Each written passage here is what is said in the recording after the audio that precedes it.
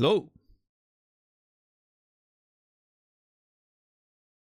What's up, everybody? What's up, Gold, Warren, $10, Iron Core, Zulu, Dwarfwood, Rastafario, Ankthar, JR, Cassie, Seraphin, Stoner, Cheesy, and Regular Melon. How's everybody doing today? Hope you guys are doing well. Goal, are you around still? If you're listening, give me a sign in chat.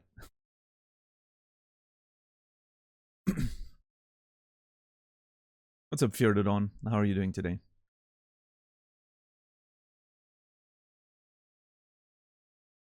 Yeah, how's everybody doing on this Friday? 23rd of August? It's almost the end of August already. Jesus. Crazy. Is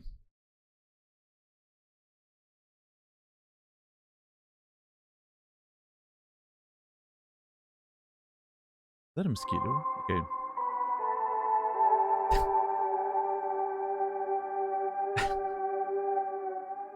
Okay, Warren.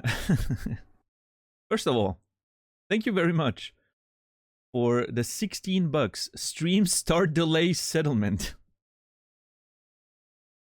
In my mind, Zulu was the one who was supposed to pay that, but I'll take it. Thank you so very much, Warren. And Zulu, thanks for the idea indirectly, I guess. I give you credit for that one. Yeah.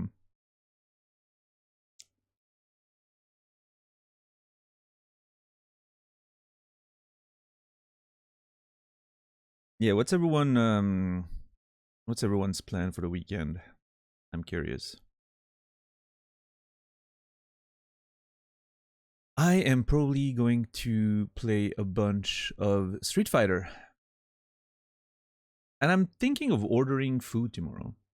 Because I don't want to go get groceries tomorrow morning. I want to go like Sunday or Monday. So I think I'm gonna order food tomorrow. I don't know what yet, but I think I'm gonna get something.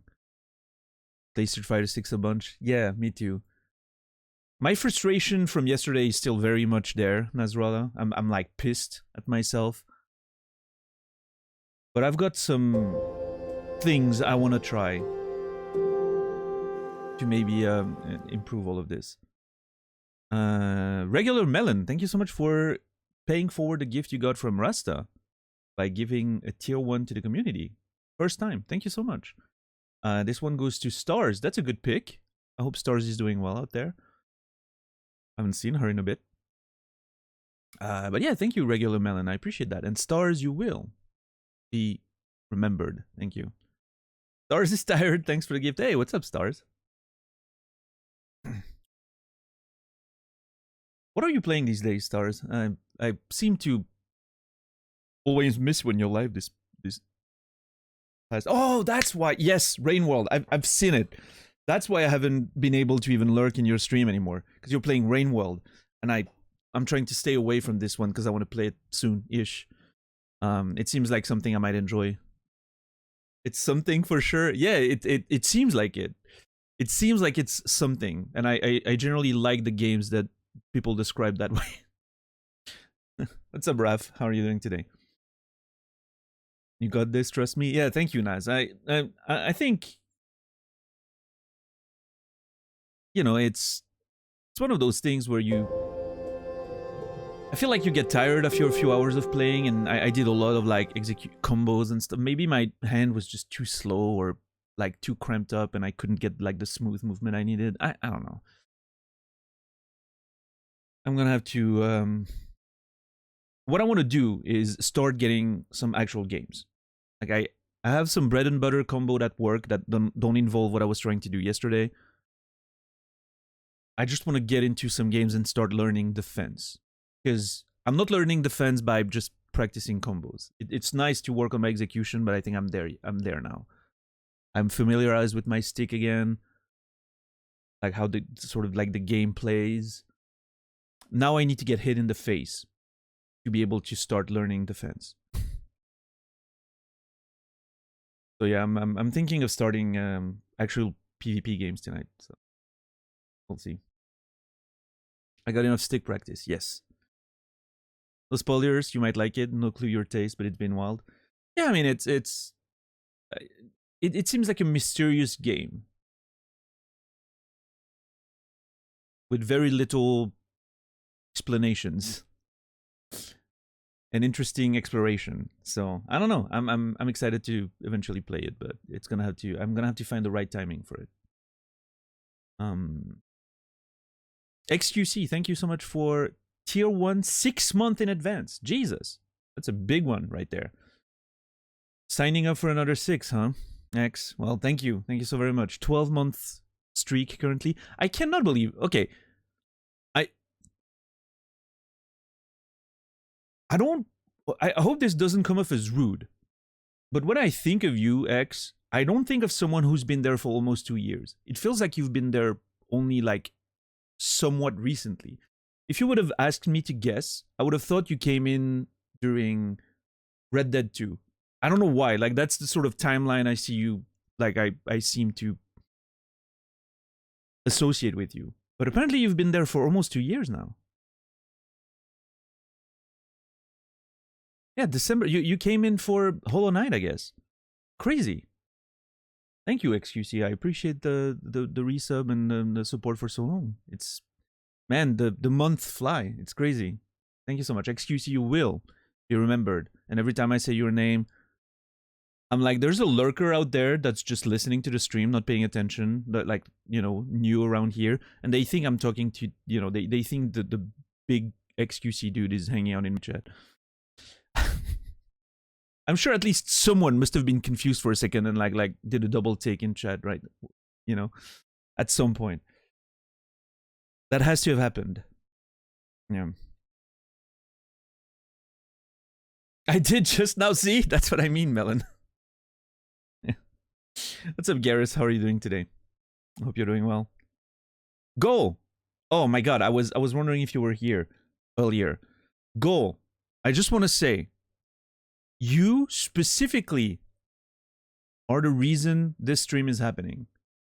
And I'm not saying that to exaggerate. You are legitimately the reason this stream is happening. I woke up with my alarm earlier. Well, actually, let me rephrase. I heard my alarm earlier. I was already woken up. I've been awake for the past 3 hours or something. I pretty much slept 3 hours and then woke up and couldn't sleep again. But anyway, my alarm got my attention and I went on my phone. And my intention, I came on Twitch. I, you know, went in the dashboard on the mobile app, that trash mobile app, whatever. My intention was to say that I was probably canceling tonight and coming back on Sunday because I was exhausted. I only slept 3 hours. And I saw your message was the only message in chat at the time because my alarm is at 35, right? 6:35. And you said, I am ready for more SOMA. And I was like, you know what? I'm going live today. Even though I'm tired, even though I would rather do something else. I'm going live today and I'm, you know, I'm making it happen. I'm making the right decision. So yeah, goal, this one's for you. And everyone else in turn, but you are literally the reason why this stream is happening. If I hadn't seen your message in chat, legitimately I was about to post that I was probably canceling until, you know, like Sunday. But there we go. We're here. We're playing Soma. Makes me feel like I made a real difference. You did. No, actually, like, listen, it's one of those things sometimes, you know.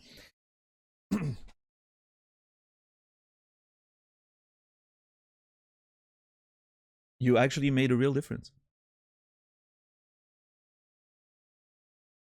Rasta Pharaoh, thank you for gifting a sub to Goal. 13 total gifted subs. Rasta, thank you so very much. And Goal, you will be remembered. Thank you.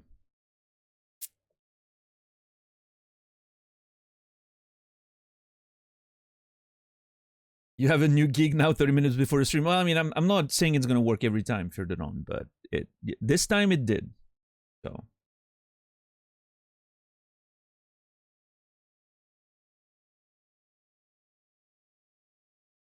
I just looked up XQC to figure out what Daniel was even talking about. Oh no, I'm sorry, Ironcore. You didn't deserve this. I should have warned you.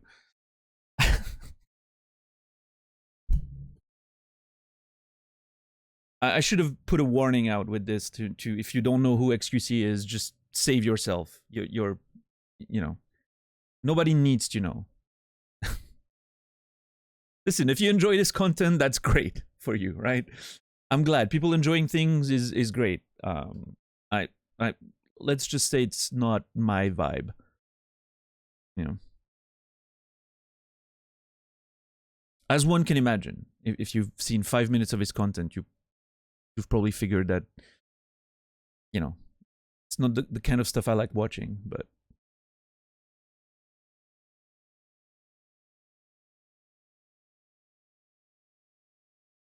It's a guilty pleasure for Daniel. Oh no, I have a lot of guilty pleasure. XQC is not one of them. I don't even know if I follow his channel. I'm pretty sure I don't.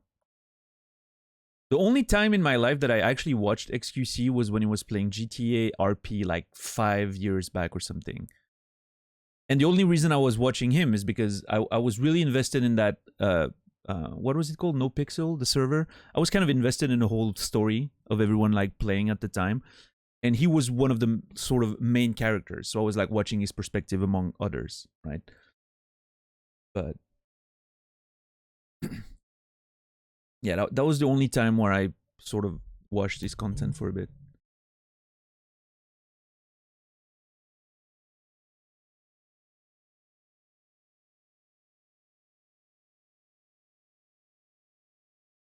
In fact, does he still even stream on Twitch, or is he just on Kick at this point? Because I know he had a deal with Kick or something. Yeah, no, I mean, I do have some guilty pleasure streams, Naz. I certainly do. XQC is not one of them.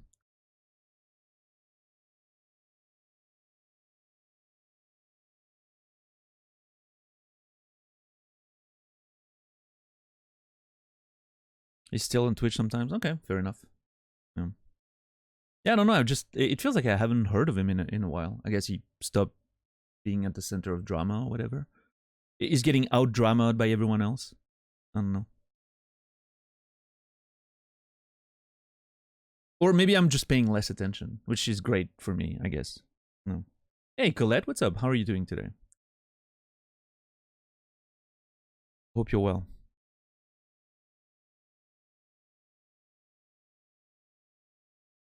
Let me start the game here. I don't want to jump in the game like right away, but I'm gonna start it nonetheless. There you go. Tired but okay. I feel you, Colette. I feel you. I am also tired but okay. I think I'm okay. Yeah, I'm okay. I'm okay. I'm pretty okay.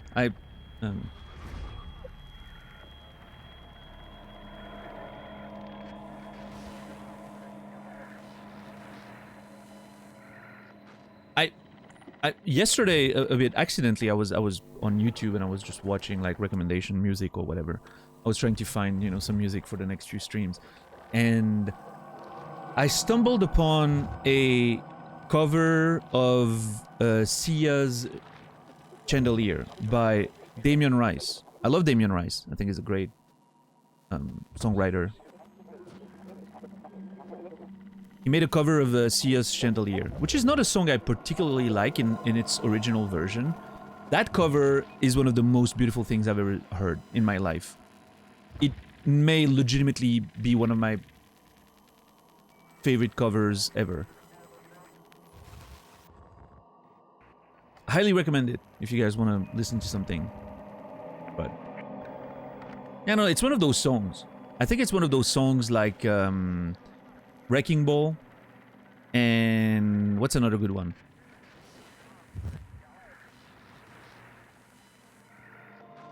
Probably Kylie Minogue's Can't Get You Out of My Head. It's one of those songs that I think the original doesn't really do it justice. If you listen to a cover, like cover versions of those songs, you realize how fucking great writing they are. I'm legitimately, I've said that in the past, and I think Nas gave me shit for it. I legitimately think Wrecking Ball is one of the best written songs ever.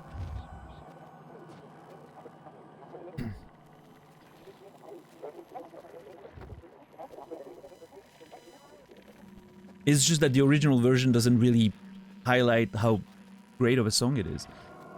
What's up, Bob Rocks? Who was the cover by? Damien Rice. Damien Rice. Like the food. Damien Rice. Yeah. By the way, Damien Rice, amazing songwriter. If you've probably heard a few of his songs from like early 2000s. He has one album called O, I think, which was amazing.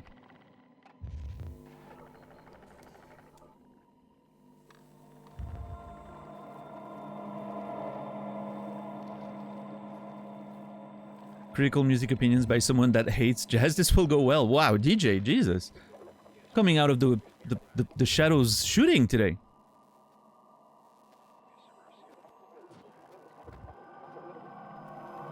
Wait, is it necessary to like jazz to have critical music opinions? That seems a bit gatekeepy. I'm in a pretty trolly mood. It's also Friday here. That's fine. I like a good banter, of course. I'm just pushing back, you know, as one does.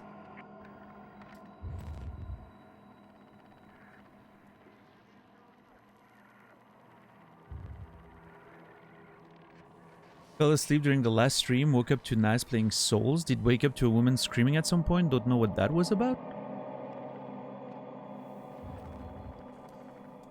Hold on, I'm trying to think. Fell asleep during the last stream. Woke up to Nas playing Souls. Did wake up to a woman screaming at some point. Don't know what that was about.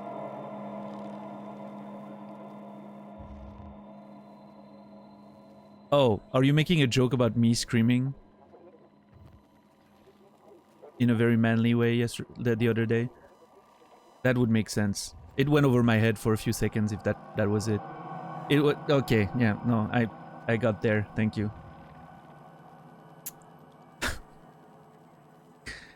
Took me a little second, but I got there. I'm tired, I haven't slept enough, listen. I had my music opinions invalidated by professors for liking black metal. It's kind of an inside joke by musicians almost. Yeah, I mean, listen. Hey, you can listen to... You know... You can listen to both... I'm trying to find a name of a band that you know would be discredited by most music professors. It's not coming to mind. But anyway, you can listen to black metal and also enjoy listening to Jacob Collier wank about music for 30 minutes. I know because I do that sometimes. But it's never that simple. We're multitudes.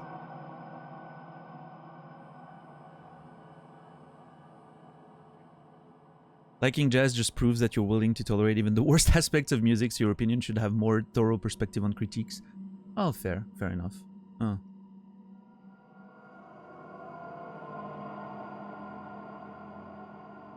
Listen, one of my guilty pleasure songs is from the Spice Girls, so clearly I'm very tolerant of the worst aspects of music.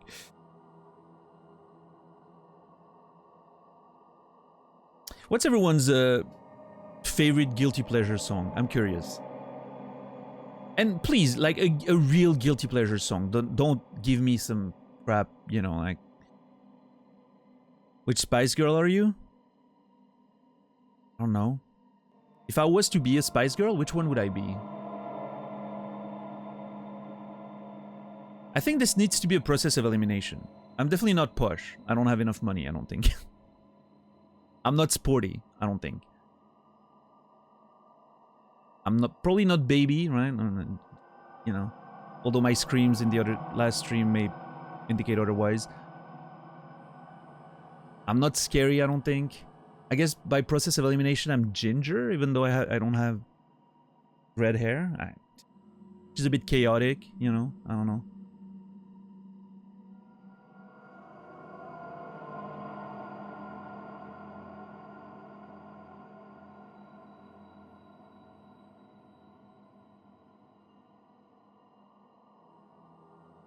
Which one are you, $10? You strike me as a, I don't know, actually. My guilty pleasure song is Get Low by Lil Jon. I've never heard it. I wish I could know what it is.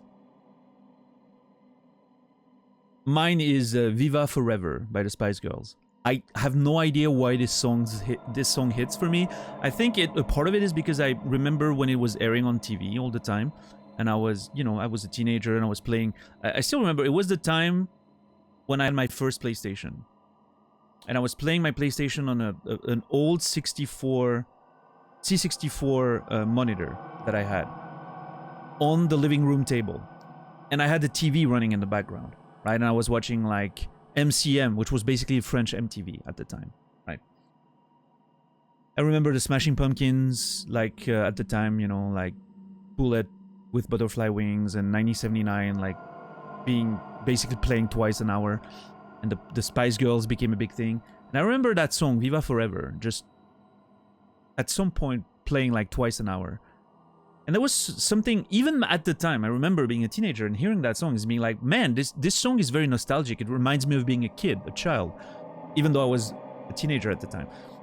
And it's funny because now I listen to the song and it both reminds me of being a child and being a teenager, playing Doom on my PlayStation and listening to MCM on the TV. So yeah, there's something about that song. I think it's a lot of nostalgia more than anything, but...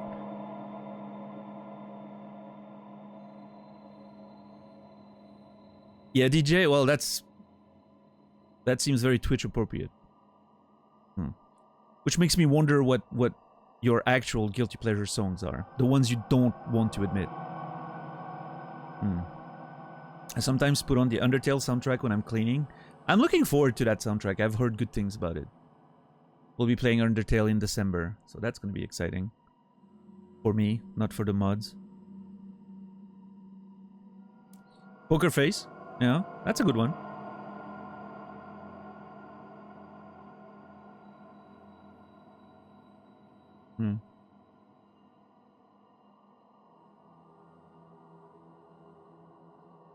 I never really listened to a lot of Gaga stuff, but I've heard that one, obviously.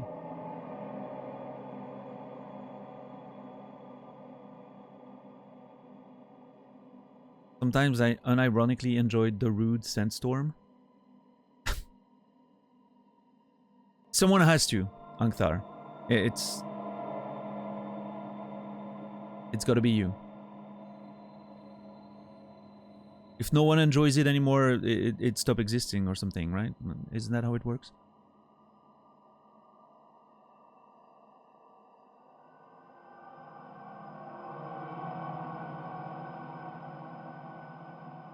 Sandstorm's awesome. What do you mean? Come on now. I think it fits the guilty pleasure song, you know, sort of space.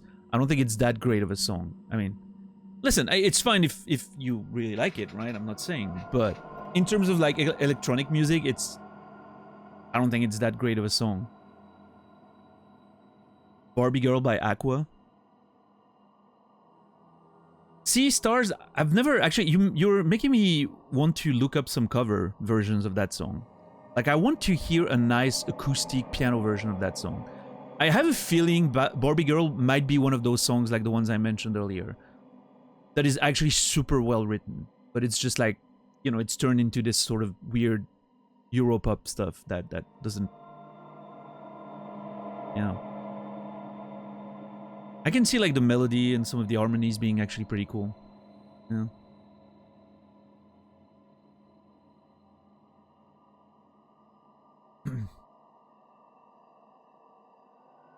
Oh yeah, no, I know Ankthar. I was responding to XQC actually.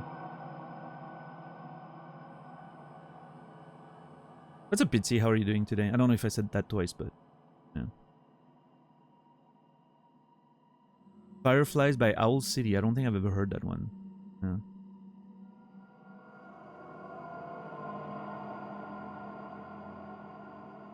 I love a complex and meaningful song, but there's room for meaningless fun too. That's true. Yeah, very much. Yeah, a song that I listened to earlier today. Actually, I was on my phone listening to music in bed because I couldn't sleep anymore. I hadn't listened to it in a while. I don't know how I fell in that rabbit hole, but I listened to Mayonnaise by the Smashing Pumpkins from their second album, Siamese Dream, right? Mayonnaise is such a fucking great song. Holy crap. Obviously, the Smashing Pumpkins were my favorite band when I was a teenager, so it has a huge deal of nostalgia for me, but every time, like, it seems like I always forget how great that particular song is. What's up, White Wolf? How are you doing today? Another guilty pleasure would be Membo number 5. That's a good one. Yeah.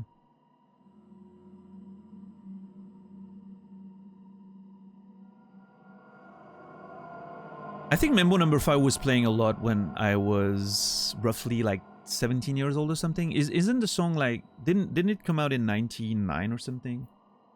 Or 2000? I must have been 17 or 18, and I was going to there was like this sort of club/bar in the city. And I was always going there on Friday nights. I don't know, it was a thing we did with my buddies at the time. And I remember that song playing a hell of a lot there. And I was very in love with a girl that was there every Friday night. You know, it was a whole thing. Beginning of like, it was the first few years where we had mobile phones. So she was like the first girl with who I exchanged text messages. It was a whole new thing at the time. I still remember exactly what she looked like. The Bega version came out in 99. Yeah, that's it. See, I associate music and dates by when I heard them. It's funny.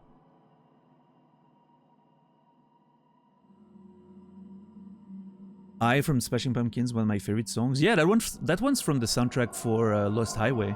It's not even on one of their albums, and it's one of the best songs they have. I agree. It was after their Melancholy album before Adore came out, and it was that sort of transition into more electronic stuff. Absolute banger. I love it.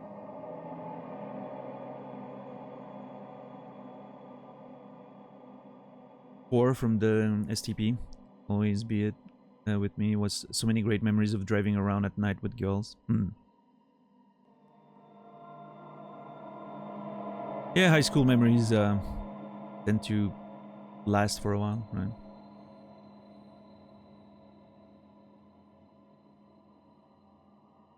What's up, Philanor? How are you doing? Maybe it's me getting older, but I've noticed more and more in recent years that trailers and ads keep using covers of well-known songs in them. It starts to wear a little thin at times, like the popular space is stuck in a time loop with nothing new made. Not true, of course, it's just how it feels. Oh, I think it's true. I think it's a very trendy practice in commercials and trailers. I don't think it's that new. I think it's been going on for about 5 years or so. But yeah, it's almost a meme at this point. Like, you take an old classic and you turn it into sort of a slow, epic version, right? With like heavy, like banging drums, very like, you know,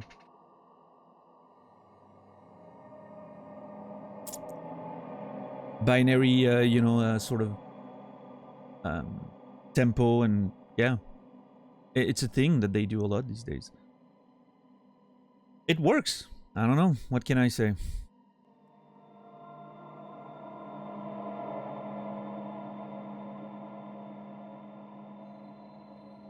I agree, it's an overused practice. I will say,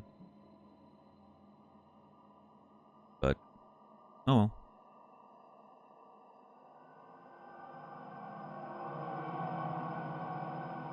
I've also been listening to a bunch of The Huntress and the Holder of Hands. I don't remember who recommended that band to me. It was someone in chat. If you know who you are, please name yourself. I've been listening to a whole bunch of their album. I don't remember the name of the album, but man, masterpiece. Love it. Not a bad song on this album. Actually, let me I do have the album here. Avalon. That's the name of the album. Yeah.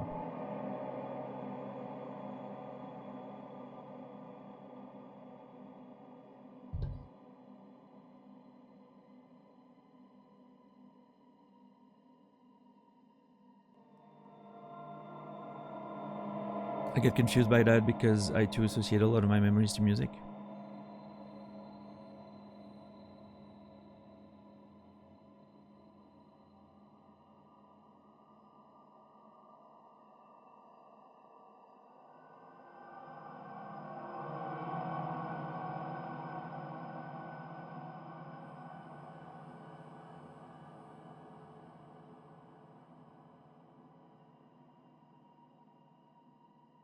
I mean, I think it's an interesting.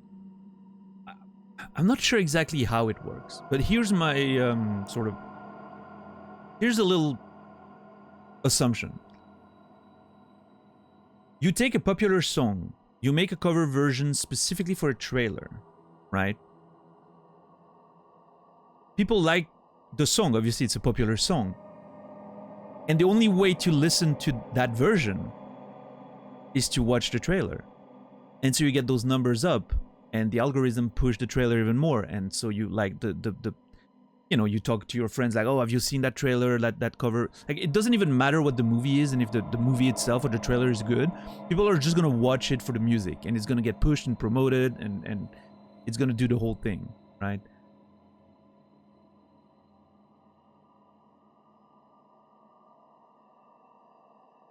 I don't know. I wonder if that's part of the strategy, sort of, but...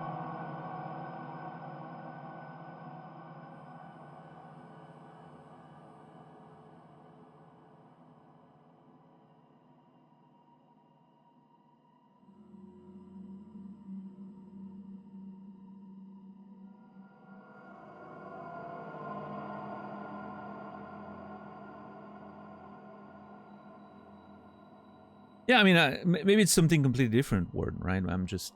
I like sort of speculating on why things are the way they are. I'm probably almost always wrong, but it's fun to... You know, speculation's fun.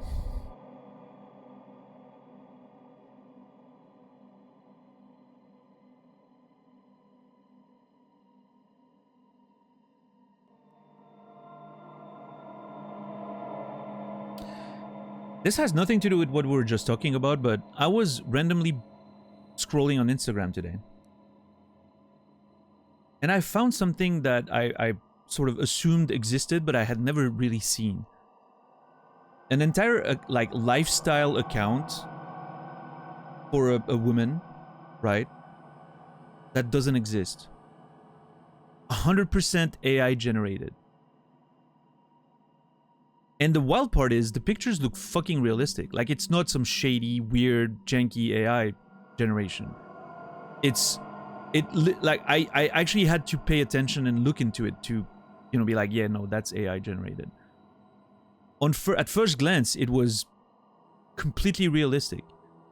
And there's a whole account, there's whole, like, storylines of what, you know, like, vacation arcs and all that stuff.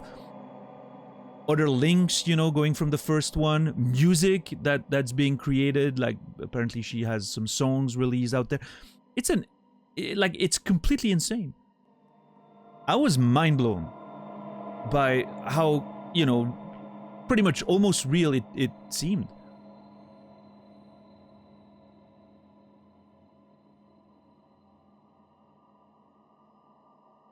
Yeah, I've heard of the dead internet theory, of course. Yeah. It's an interesting concept.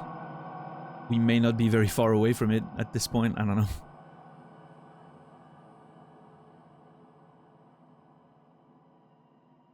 I don't know if the theory requires, like, there being no more, like, human content created, or just, like, a majority of the content created is by artificially created.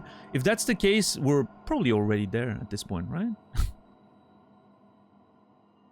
maybe not in terms of like all the content that's available, but in terms of how much is created on a daily basis now, I'm like, I wouldn't be surprised if most of the new content these days is created by, you know, artificially. At least text-wise. I don't know. Well, maybe, I mean, there's a lot of people still creating content, right? Yeah, I'm not sure. Now, when it comes to like Twitter, for instance, and again, like the replies to like big Twitter, those big Twitter accounts, you know, that spam like memes or news or whatever every day. I'm pretty sure 90% of the replies are just bots at this point, because it's always completely random. I even see like something I've noticed today as I was scrolling a little bit. 2 exactly identical answers on 2 different posts by 2 different accounts, but the same sentence. It was very interesting.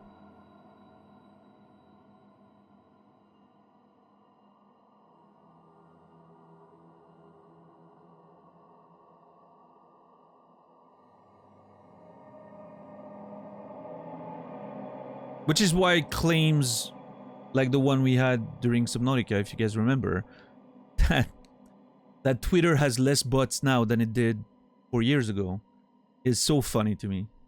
That's the moment I knew the direction in which the conversation was going with that person. That's the moment I knew that we weren't gonna get along.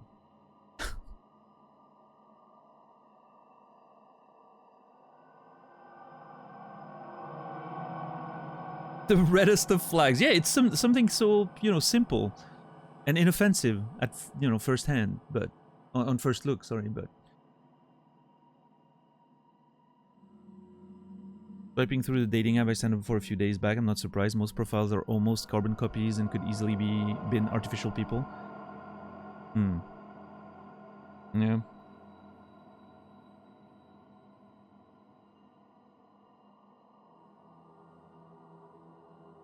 Yeah, I mean, I guess it sort of would make sense, right? Creating fake, attractive profiles that users are going to swipe on leads to more advertisement, probably more purchases of like in-app stuff, depending on which app you use, right? So, I don't know, it makes sense to me. You don't want to run out of swipes, right, in people. How do you know you're not AI? You don't. That's the fun part, right, Skyrack? Unless you've met me in real life, you don't. And I don't think anyone in this chat has at this point.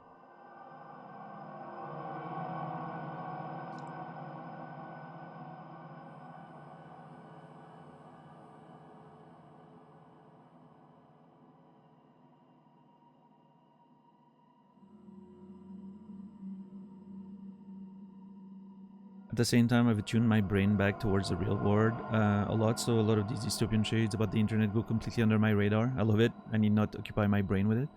Yeah, that's fair.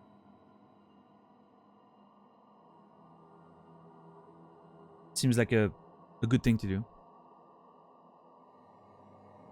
I'm usually trying not to spend too much time on social media, but insomnia leads me to sometimes just scroll because I have nothing better to do. And I'm hoping to find some interesting music or whatever. Also, can I point out that this space spreading further and further apart is legitimately kind of creeping me out?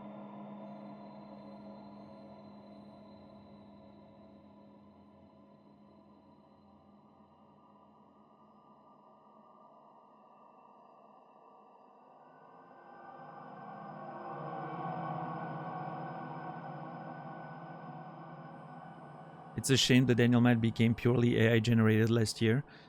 Okay, I think the biggest proof that I'm not AI generated is if I was, I would not miss days. That would be the first thing that I would change. I would be live every day without fail for 12 hours. I would just maximize this. I would maximize the shit out of this. Trust me, I wouldn't have spent half of August you know, battling anxiety in my bed and literally killing my revenue for the month. Trust me, I would have been live.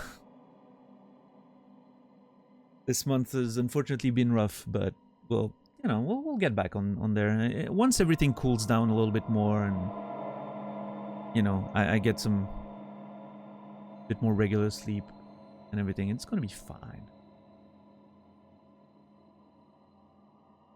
What's up, Ferris? How are you doing today? Modern AI is good about faking being AI. Missing Days is the perfect cover. Show your hands. AI cannot pull those off yet. Okay, so real talk, Garrus. That account I was just mentioning, that's the first thing I looked at. I was like, hold on, let me look at the hands. They looked perfect. I was very surprised. In fact, the way I, you know, detected that it was that what convinced me that it was 100% AI was an underwater picture. The hair wasn't wet. That was wild. When I noticed, I was like, oh.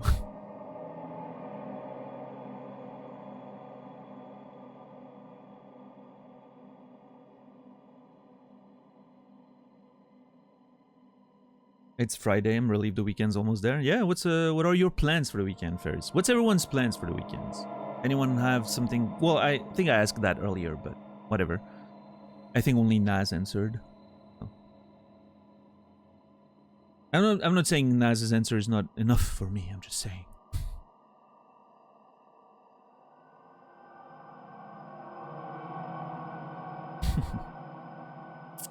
Even more shocking is how good they are at getting the voice stuff. Yeah.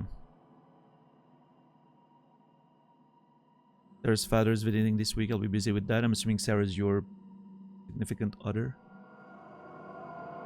I will drink 1 million beers. That doesn't seem safe, but have fun, Melon. What's up, Credo?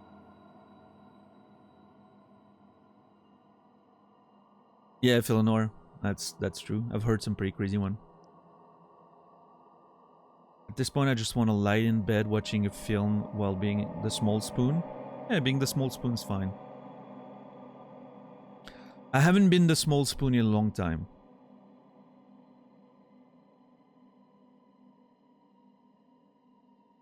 My last relationship, she was way too tiny to be the small spoon. It was more like a backpack.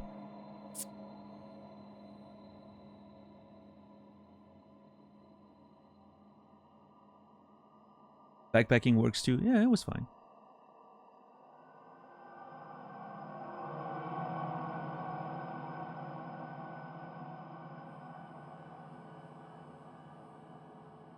I'm going to sit in silence and stare at the wall. Oh, are you writing this weekend, Credo? That's to me that's code for writing. If I'm sitting in silence staring at the wall, it means I'm trying to write. Oh right, Iron Core, of course. Yeah. I'm sorry, I don't sleep enough these days, Iron Core. My memory is a bit weaker than usual.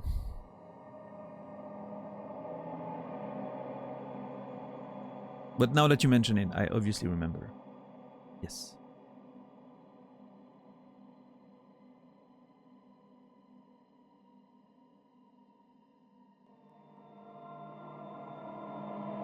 Local cafe tomorrow.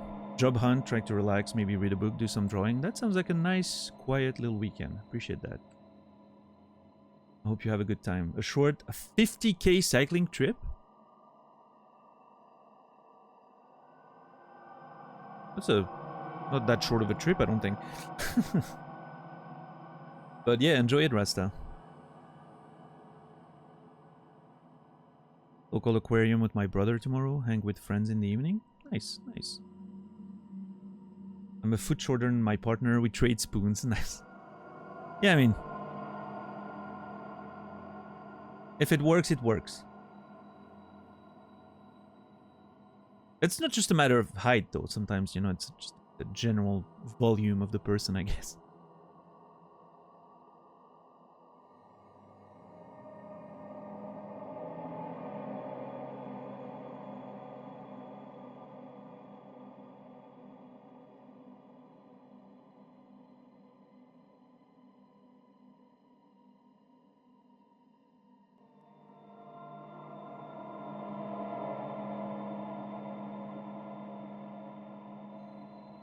Ideally, I want to have two. My default is just to sit like a statue doing nothing. I find it relaxing. Credo is a Buddhist monk. Who would have thought?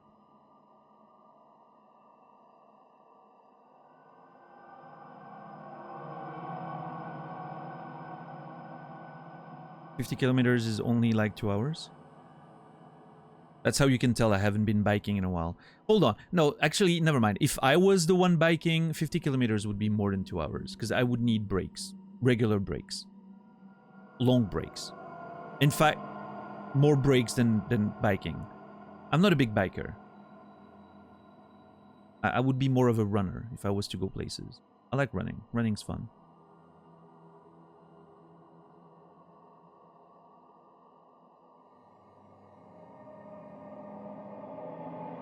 I'm a small biker, yeah, I guess though. I guess so. The ominous main menu music really makes the calm, nice pre-gaming discussion a bit weird. It's fine. I mean, we are talking about scary stuff, after all, right? Like AI taking over the internet content creation. Tiny partners. Like, we're talking about very scary stuff out there.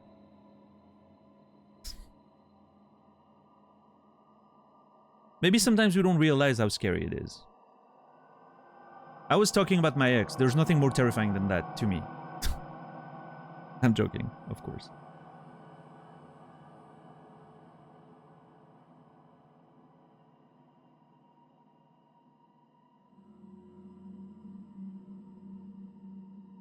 Meditation can be anything from a calming bonus to a paradigm shift to life. I love it.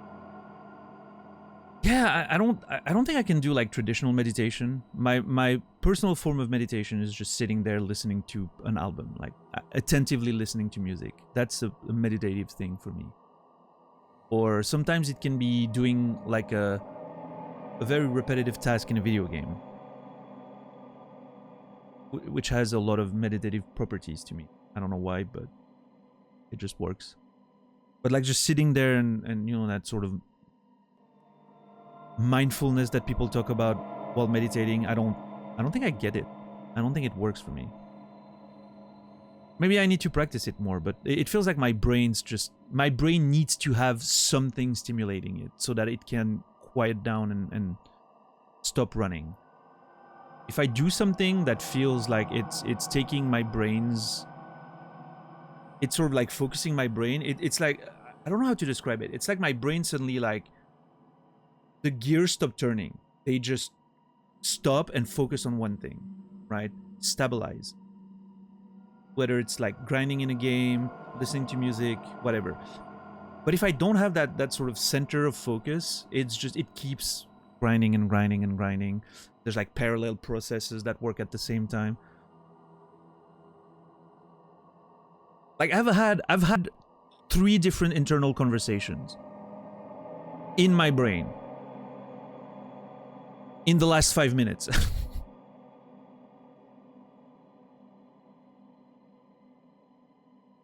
It's just, I don't know, my brain just, I need to like have something to center it, otherwise it just goes off the rail all the time. But I guess maybe, I don't know, maybe actually practicing meditation, you know, in a certain way would help me shut the brain off, right? I don't know. But I think, I don't know, focusing on music or a game and just like something that doesn't require me to think, but that focuses the brain, again, like that idea of stopping the gears from turning, it has worked very well for me for relaxation, so. What's up, Jigsaw? Crazy you say that about the video game. I was building a bridge in Grounded yesterday, found it so peaceful, couldn't figure out why, really summed it up well. Yeah, I mean, sometimes it's just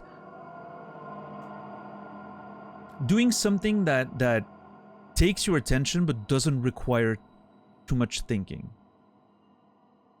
I think there's a lot of merit in that.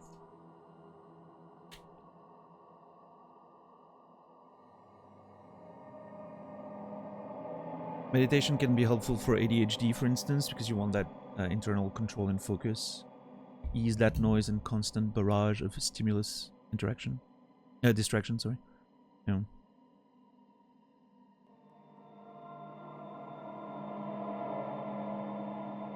Guided meditation. Is it like something where a voice tells you what to do and so on?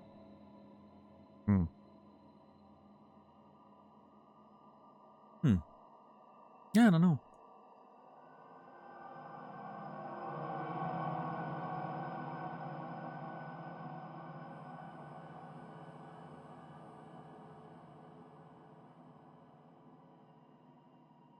Maybe I should give it a try. Maybe some meditation could do me some good.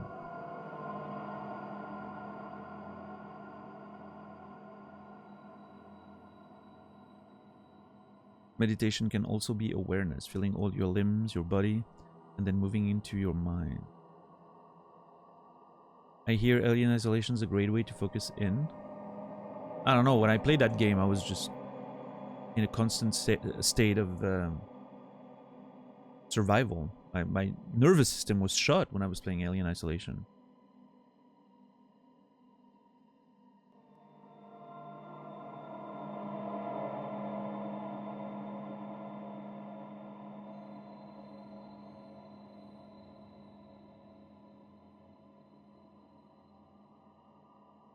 I need to hydrate myself. I haven't been drinking.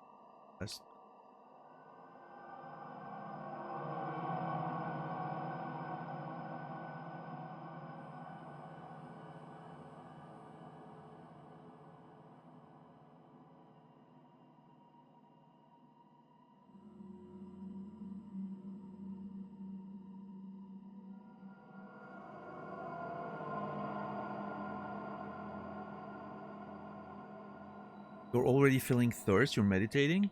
I don't think that's... I don't know if that counts, but...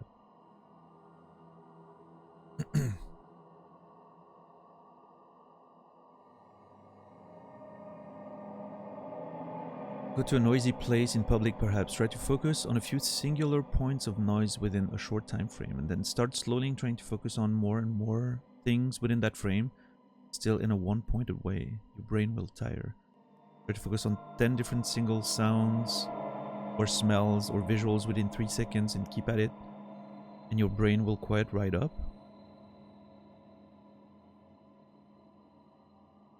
Really? I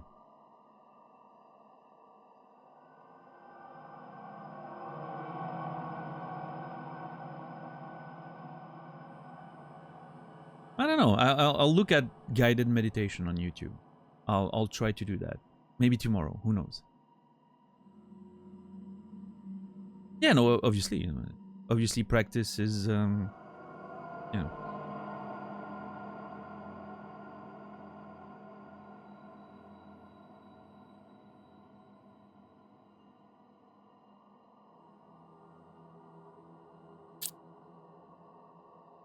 You know what I miss? Learning a new instrument. I haven't learned a new instrument in 10 plus years, I think, at this point. I miss it. I was thinking about that when I was playing Street Fighter yesterday, because like a lot of... I found a lot of similarities in learning a new game where the inputs are so different than what I'm used to. Like it's so different to Tekken, right? So I'm having to relearn from the ground up. And it's been really interesting to... It really feels like learning an instrument, and like how frustrated you get at first when you can't get those, you know,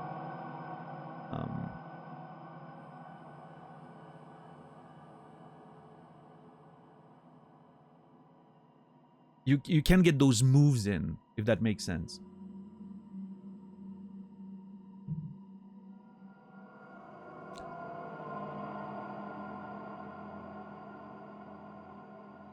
Which instrument would I like to learn? The accordion. I've always wanted to play the accordion when I was younger, and I never did. That's my biggest... my biggest regret in life was not picking up the accordion when I was a kid and I wanted to. I think it was too expensive for my parents, but I would love to learn playing the accordion. More realistically, what would I like to learn? That I don't already know. I mean, there are some like weird fantasy instruments that I would like to learn to play, like the theremin. I think the theremin is a wild thing that I would love to have one. But yeah.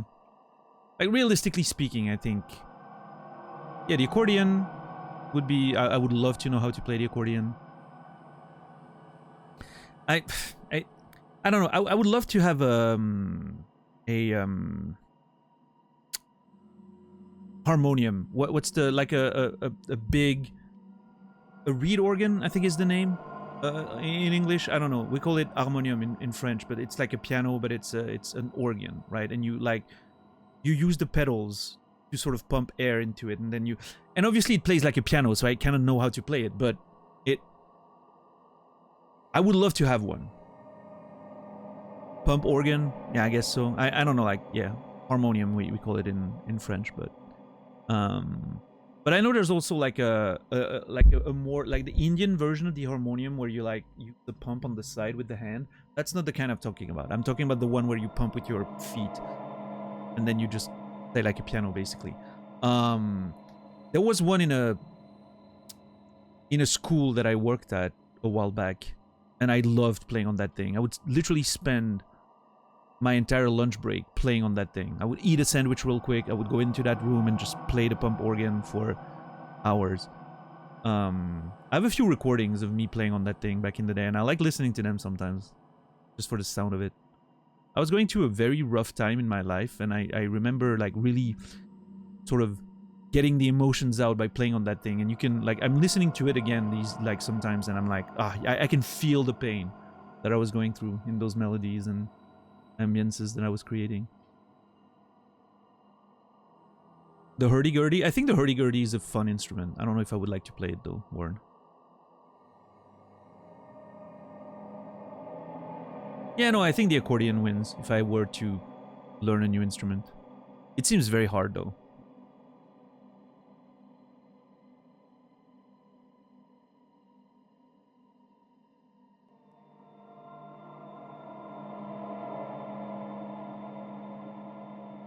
Yeah, Ninja. Harmonica when the pandemic hit? I'm a person made of regrets.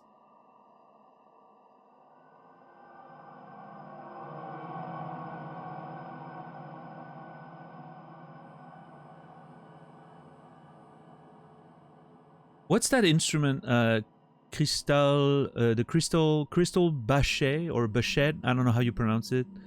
I think it's a French thing, so probably like cristal bachet. But anyway, it's a sort of a weird instrument where it's gonna sound very weird.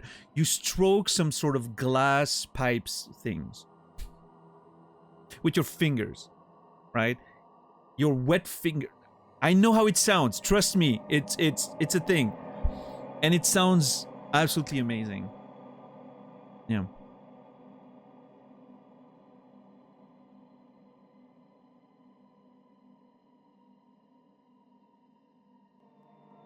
Yeah, pity. Yeah, I get it. Sometimes it feels like you need to maybe, if that makes sense, you know, you need to get your shit in order before you can be ready for someone else, right? But I don't know. Sometimes you find someone that helps you get that shit in order, right? I understand, like, if you know, if it's not happening to you and you can take the time to focus on yourself, that's great, right? But I think if something happens, like if a door opens,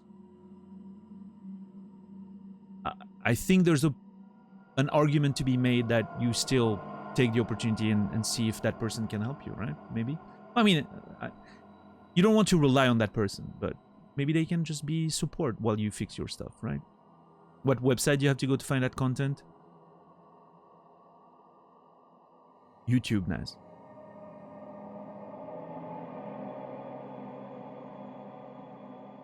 It's not the kind of website where we're gonna hear your beard brush music.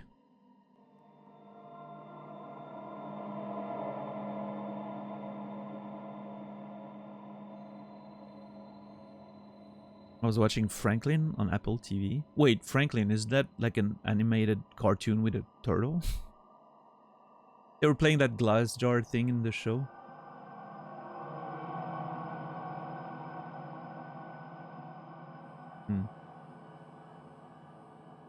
The beard brush music, I heard it somewhere else. Yes! On porn videos. Porn ads on Pornhub. You will hear that beard brush music on there. I'm not gonna pretend I know because someone told me or whatever. I've heard it myself.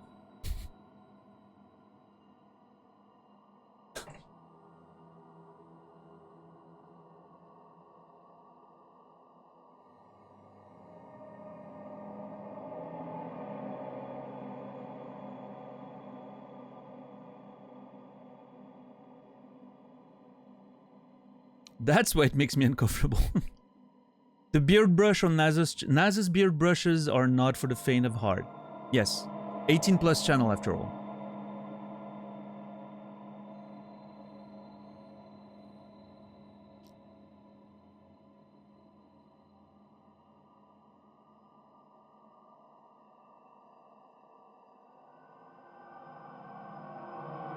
It's a show about Benjamin Franklin during the Revolution. I haven't heard of it. Is it any good?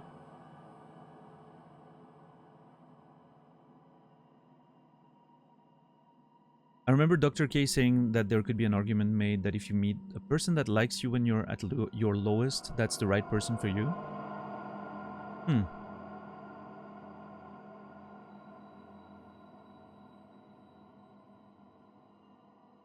That's interesting.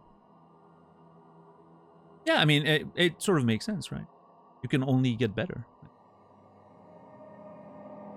Now, the risk is, you know, obviously the risk is always that you're going to rebuild yourself around someone else, which is, you know, if anything goes tits up, then you very quickly crumble again, right?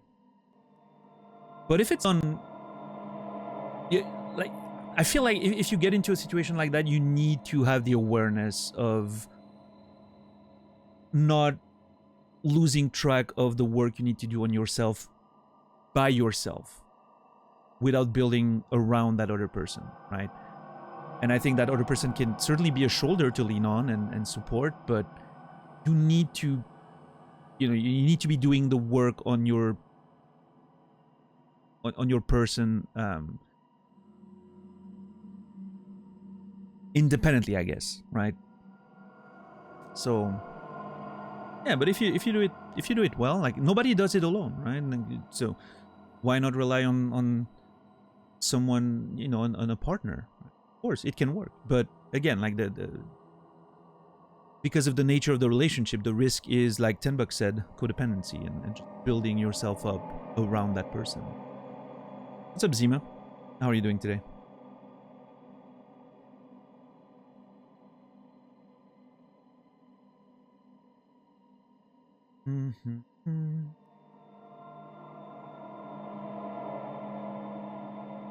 Part of the process of rising up to the capability, to the mere possibility of being in a relationship is getting yourself mentally into a place of independence from others. It's ironic, really, the moment you mentally no longer rely on someone else to make you happy, you are on your best for them. Yeah, I think there's definitely some truth in that, for sure.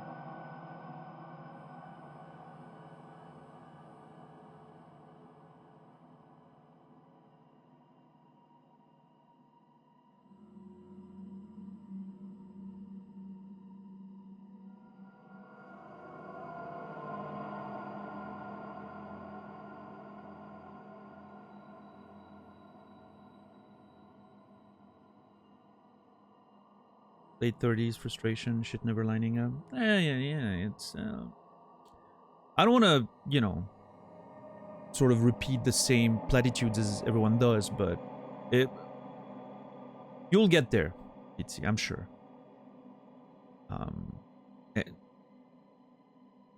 Eventually it's gonna happen, right? I mean, it doesn't always, right? But we can't think like that. It's just a bit too depressing otherwise. You have to keep a little bit of optimism when it comes to that, right?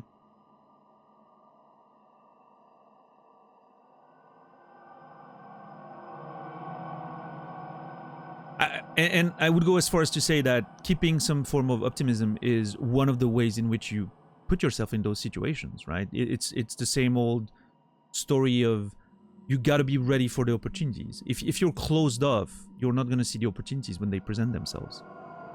If you're ready for them, eventually it's bound to happen, right? At least the odds are pretty high, I would say.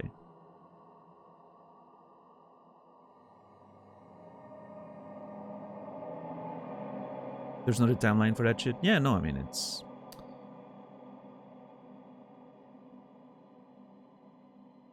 one day at a time. Maybe it's not meant to be right now, but that's okay.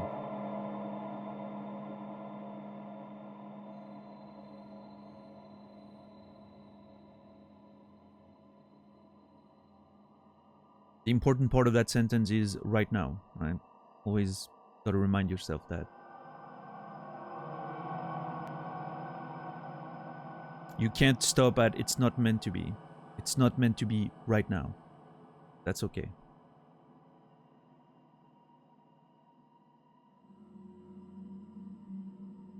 Tomorrow's another day. You never know. You never know.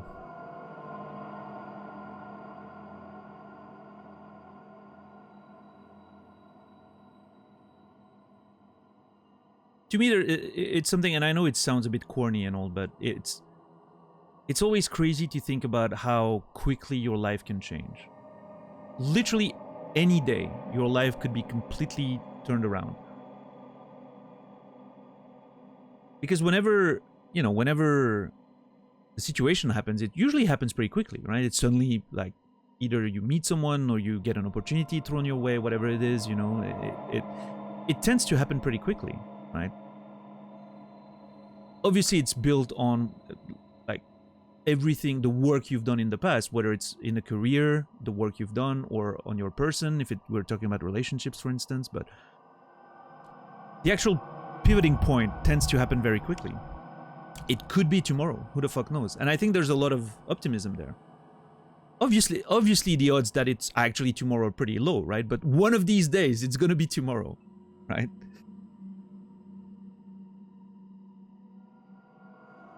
So, I don't know. I think there's some hopeful thinking in that. Just an exercise in patience. And again, I know how corny this sounds and, platitudes and all that, but sometimes cliches are cliches for a reason.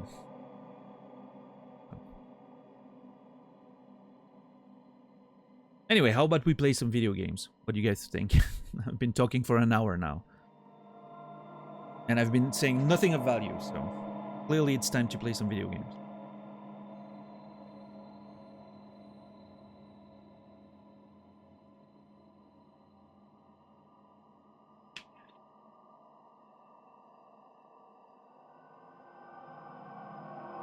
I know, Sima. It's crazy talk. Crazy talk.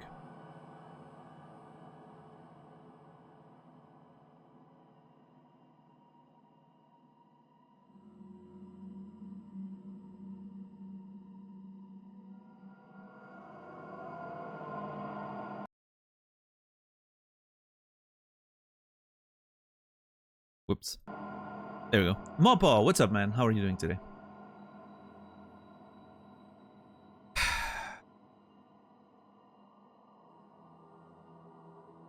Anyway, I like the conversation. I liked it. I do enjoy a good old heart to heart amongst each other, in the community, and it's always nice.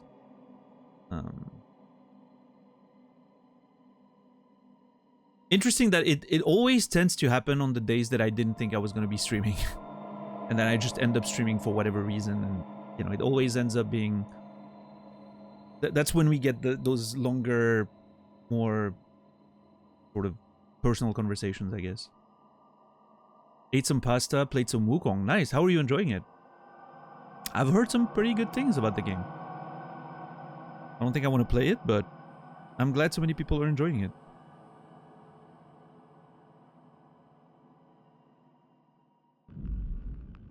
Simon and Catherine have found the Dunbat, but it's been quarantined and they need to find someone who would know a security cipher so they can gain access. Only with the Dunbat will they be able to enter the Abyss and find the Lost Ark.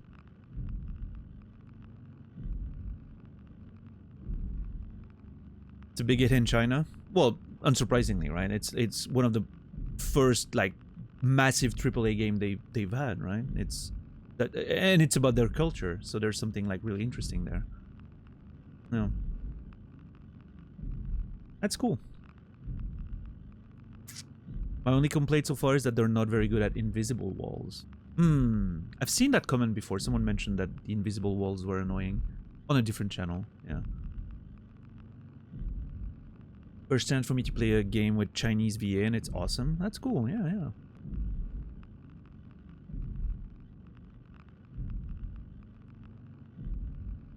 Yeah, I mean, listen, we can use some more cultures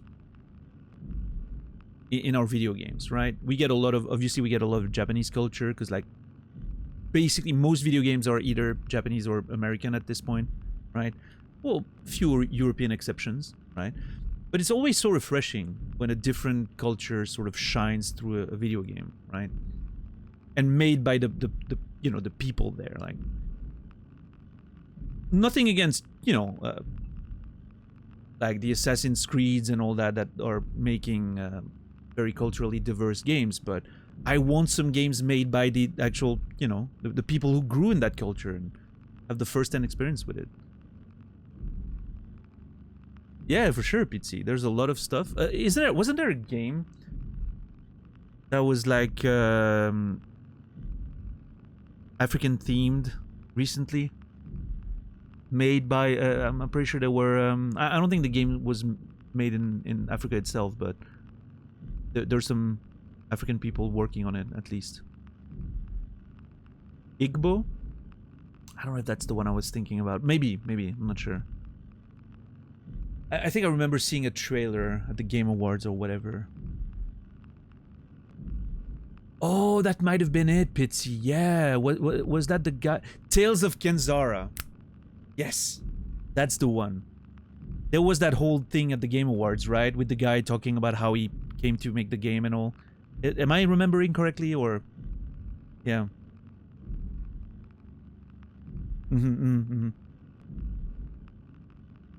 Yeah, I think that's cool. That's really cool. Like, what's the fear level currently? Pretty alright, Credo. We're in a pretty safe space at this point. We're in a bunch of room and we're looking at some lore. It's pretty interesting. The dude that was in Raised by Wolves. Yeah.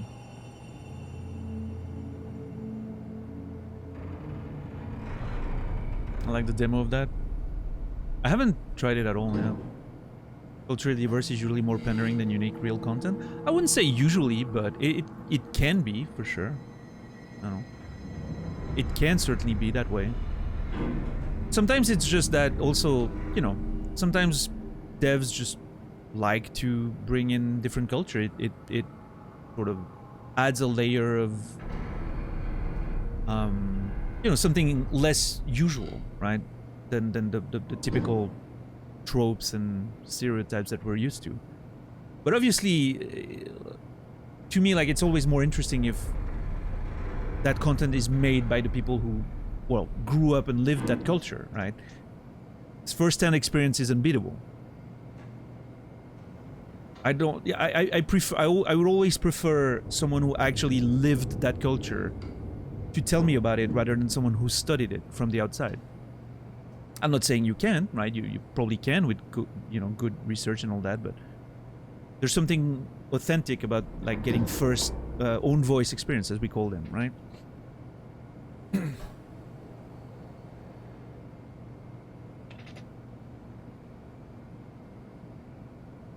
Unfortunately, by virtue of how the system works, these people don't get a lot of opportunities to share their creations, right? But I think it's getting a bit better.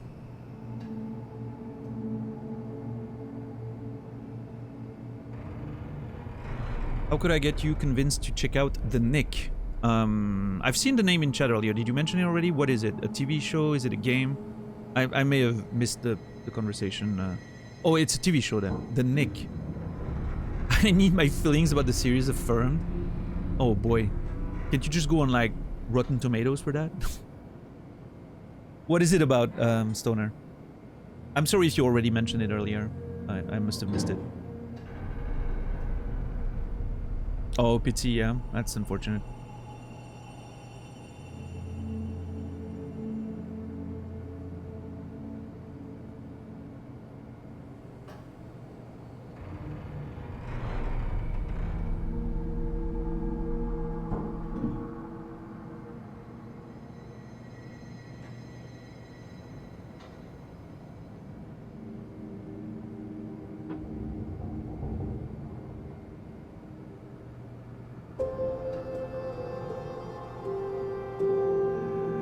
Warren gifting a subscription to Dr. Lort. 281 gifted subs. That's a targeted sub. But I don't think I've seen that person in chat. Interesting. Warren, thank you so much for gifting a subscription. And Dr. Lort, you will be remembered. It's a good name. Is it a reference to something that I'm missing?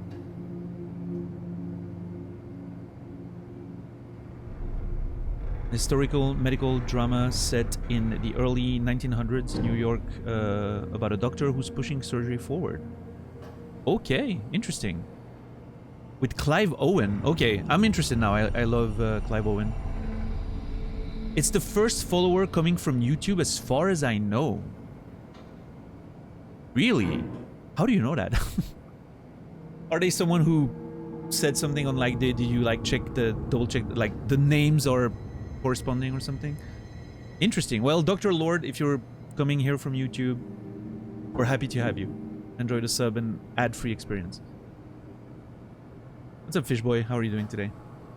Yeah, there's no bot around here. No. But I appreciate the lurk, man. Yeah, no, Stoner, I do like Clive Owen. I've actually been thinking about him again because, well, like I said the other day, I was listening to Damien Rice, and one of his songs was very famously featured in the movie Closer, who Clive Owen is has a part in, right? If you haven't seen Closer, by the way, don't watch it. It's a great movie. It's gonna make you very depressed. It's a very pessimistic look on relationships. You know another movie you should never watch, especially not with your partner if you're in a relationship. Okay, we're gonna make a game out of this. There is a movie no one should ever watch with a partner if you're in a relationship with them. And say you've been in a relationship for a while. Like, if it's a brand new relationship, maybe that works. Even though I still wouldn't recommend it. But anyway, which movie am I talking about? It's not a huge famous movie, but the two main actors in it are extremely famous. Yes, Ninja got it, first try. Blue Valentine. I'm pretty sure my second relationship ended because of that movie. My second long-term relationship ended because of that movie, I'm pretty sure. I can't really confirm if that's the case, but it definitely led to some conversations. That movie is rough. It is such a great movie and I never want to watch it again. Ryan Gosling, Michelle Williams. Obviously both are incredible. And to explain like the concept of the movie, you see a relationship, two different timelines. You see the beginning of a relationship and the end of a relationship, separated by, you know, a couple decades, a few kids. I think about a decade and a couple kids, right? I think is the timeline, if I remember correctly. That's the concept of the movie, right? The beginning and the end of a relationship in alternating scenes. Like it's writing that thematic, you know, link through the past and the present, basically. Dude, it is so dark. That movie is so dark. And it's a wild thing because there's those scenes from like the beginning of the relationship are all cute, and it's almost like a cutesy rom-com or whatever. It's not like, well, I wouldn't say cutesy rom-com. It's not, you know, like it's not an Adam Sandler movie. It's still shot pretty serious and dark and all that, but it, you know, it's cute. Like there's a lot of scenes where you're like, oh, they're so cute together. But then all the scenes that take place at the end of a relationship are so depressing. It's, Anyway.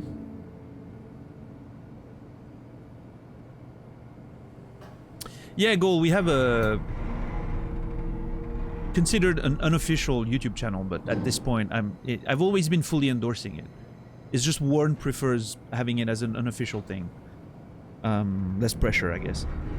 But yeah, basically Warren and 10 Bucks are sort of working on that project, and it's been working pretty well. What's the sub count at right now, Warren? Have we crossed the 100 subs at this point?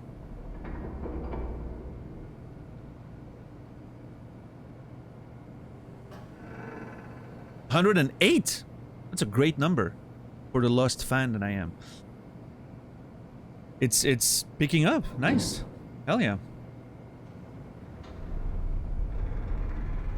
Right, I get that. 10 bucks. That makes sense.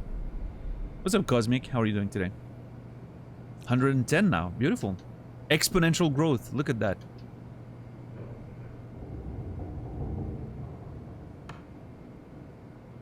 People are commenting on the videos now. If you care to read them and respond. Yeah, I mean, I could. I have an account on my name, right? I could use that, I guess. I'll look into it at some point. Yeah, thanks. Maybe tomorrow I'll spend some time scouring the videos for comments and responding to them.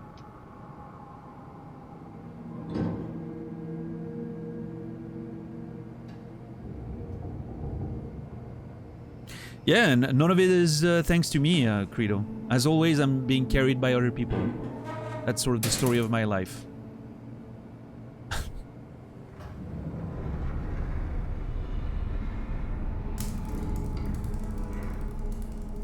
Everyone's life? Maybe. Maybe. Oh yeah, what was that again? Oh yeah, that was the guy that was talking about like the people killing themselves because they think they're gonna be transitioning to the simulation. And then we have that big conversation about how it's not how it works, right? Dear friends, when you read this, I will have entered the Ark. As I've explained, this is accomplished by ceasing to live as your scan is being completed. Do not frighten Catherine. I will do this in secret by folding cyanide salts into chewing gum and placing it in my mouth before seeing her. When I hear her announce completion, I will bite down, quickly causing my own demise. When you discover the truth behind my death, know there's no tragedy to mourn, for I am victorious. I advise you all to do the same and join me inside the Ark. Sincerely, Mark Sarang. Poor Mark. I mean, I guess he's dead. It doesn't... He didn't see the difference, right? And a version of him still alive, so I guess there's that. Yeah. We're all in this together, but we all die alone. That's also part of the of Lost, the TV show. We need to learn to live together, or we will die alone. That was one of the big themes of the first few seasons.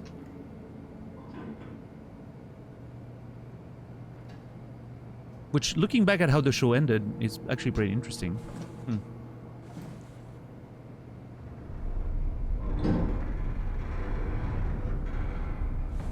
Willing to spend time on YouTube doesn't make a Discord server.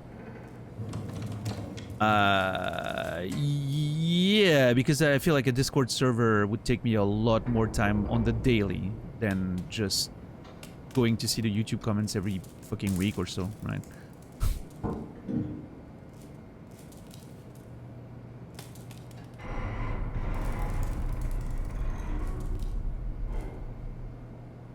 Squeeze me.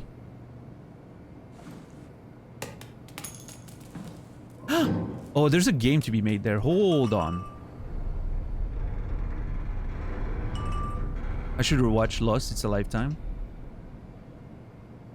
It's been a lifetime. Yeah, Lost, honestly, I think it holds up pretty well. In fact, I think there's an argument to be made that it's better as a binge watch thing in a short period of time rather than, you know, watching it week after week. Because there's so many little details and you remember them more if you just binge watch the show, I guess.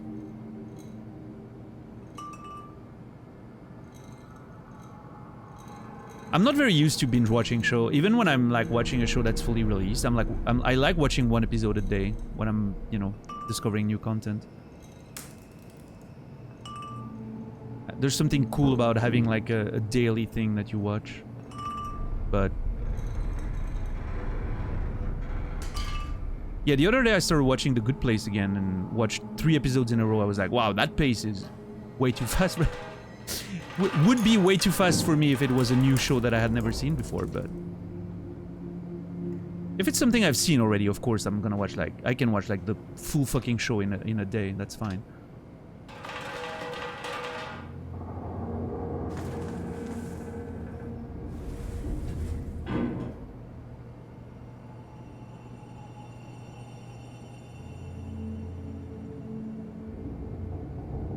I'm trying to do a whole thing there.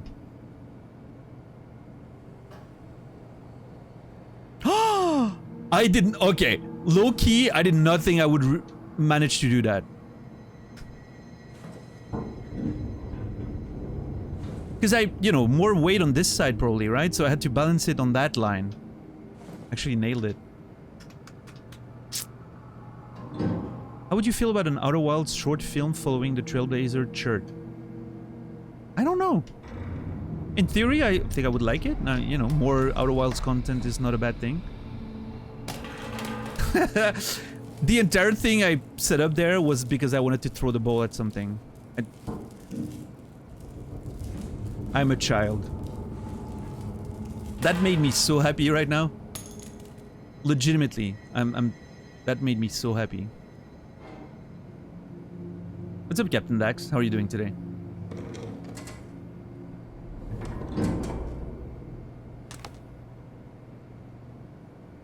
What is that?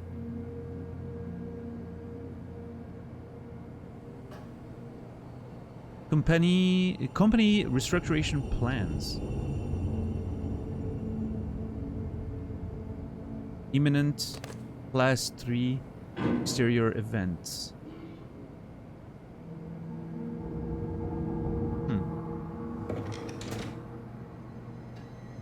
Oh, has anyone seen Beef? I've heard of the TV show Beef today while I wasn't sleeping. And I was just browsing. I don't know if it was Reddit or whatever, but anyway. It looks really fucking cool. It's not bad? Okay. I gotta watch that at some point. It's just like 10 episodes.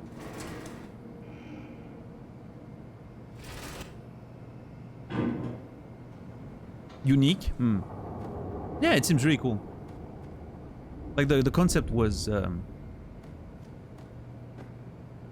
interesting. I want to see what they do with it.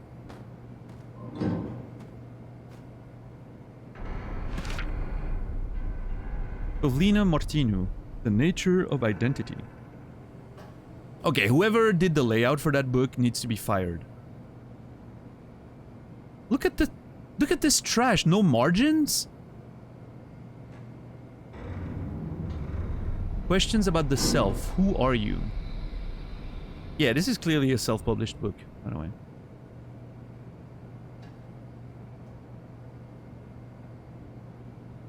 If you're tier 3, you'd already be there. There's no tier 3 secret Discord. It doesn't exist.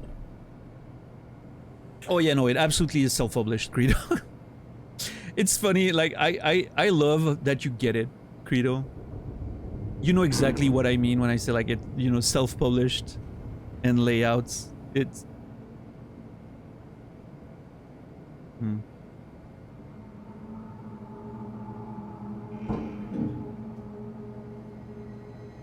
It's almost as if it's, you know, a proper real job that people with a lot of experience do for publishers, right? And that someone can't just put that together because they're able to format their school report in Word.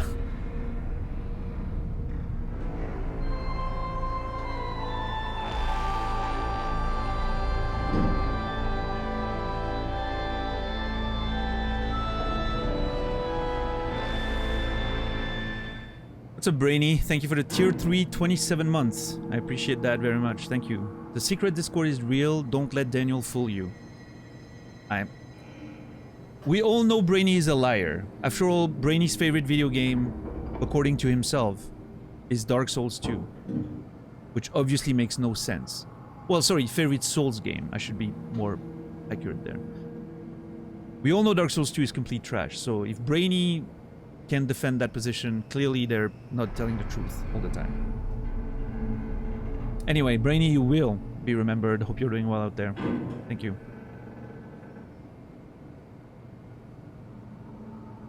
Questions about the self. Who are you? What does it mean to be human?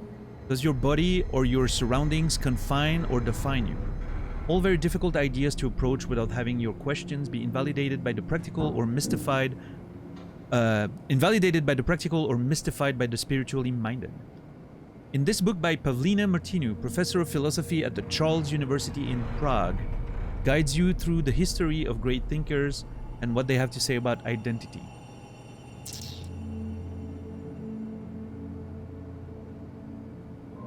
It's not my favorite, and it's not my favorite Souls game either. I never said that. It's still a masterpiece, and DS3 is still trash. Wait, what's your favorite then? DS2 is way better than its reputation would suggest. I disagree with that, actually. I think DS2 is overrated, if anything. It has really good reviews. It was very well received when it came out. I actually think it's worse than most people give it credit for.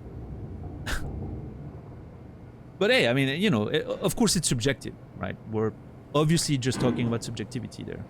But in my personal opinion, it's a much worse game than it looks. It's getting trashed by everyone? I don't think so. Look at the reviews. It's literally the highest reviewed Souls game, I'm pretty sure. Outside of Elden Ring, of course.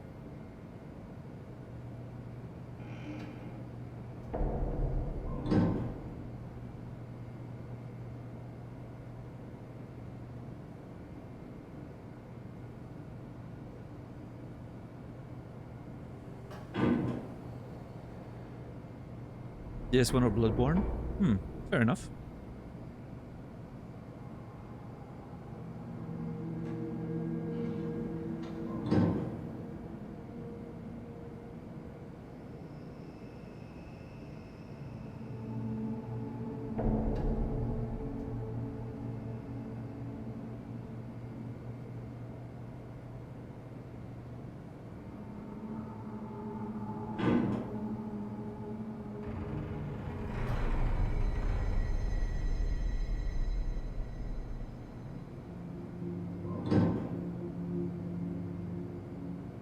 Let's put that down. Classified. March 7th, 2102. So that's like 2 years ago, roughly. Mark Sarang, intelligence analyst. Theta Pathos 2. Mr. Sarang, the company is very pleased.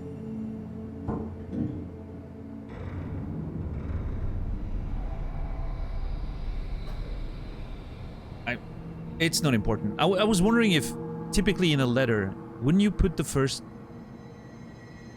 letter in capital there, even though there's a comma before it? It's still the beginning of a sentence, right?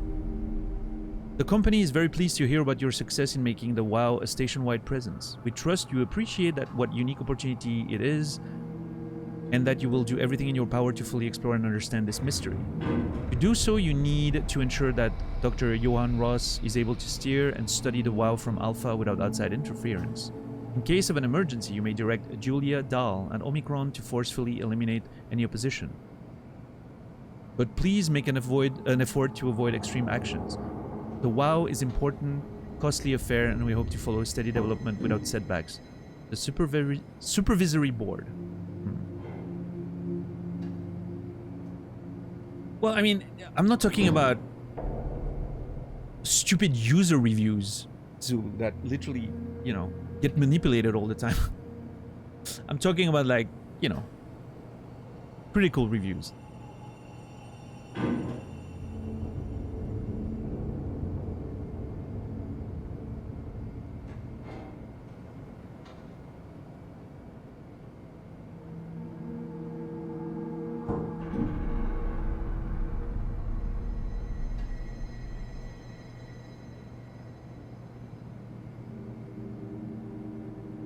Same answer, Eincore. I'm, you know, I'm talking about critical reviews. I don't know, maybe it has changed since it came out, but I'm pretty sure DS2 was the highest reviewed until Elden Ring.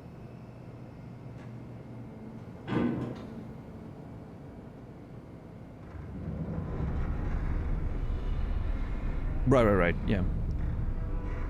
Let's see.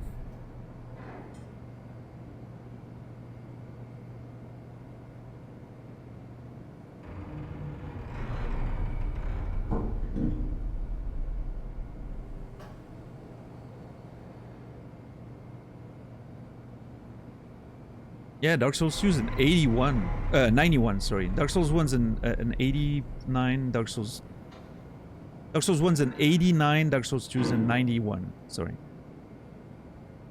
Yep, 91 for Dark Souls 3 as well.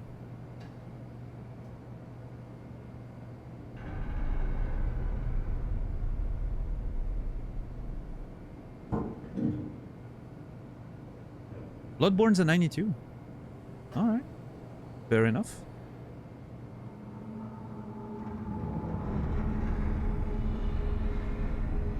Sekiro's a 90.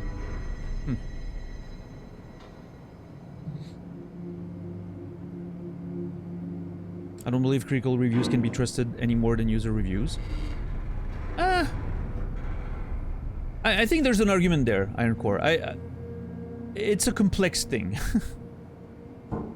I think the sort of difference I see there is that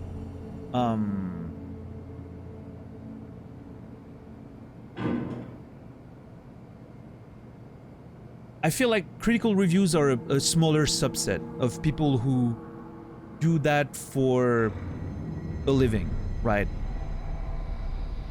In a lot of cases, I feel like the critical reviews are going to be less sort of skewed by sort of... I'm trying to find the right word, like trends? Like some games are trendy to hate, right? There's a lot of people that will hate on a game because it's trendy to do so and will review bomb it even though they haven't played it. Which I feel affect the user reviews a whole lot, right?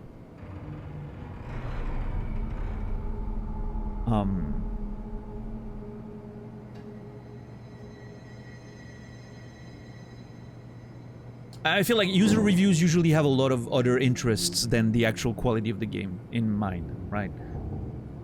Whereas critics at least try to have a sort of critical view of the game they're playing. Which obviously, you know... how much do publishers maybe influence that indirectly or directly? Even if not directly, you know, there's certainly an expectations that certain media will give it a pretty good review, otherwise they may get, like, stiffed by the publishers. I understand all those implications as well, right? But... I don't know. It's a complex thing, yeah, for sure.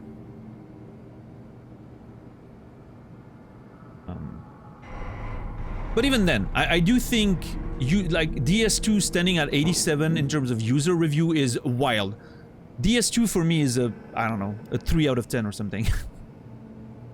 Again, my you know, scale is very different than most media, but I think Dark Souls 2 is legitimately a bad video game.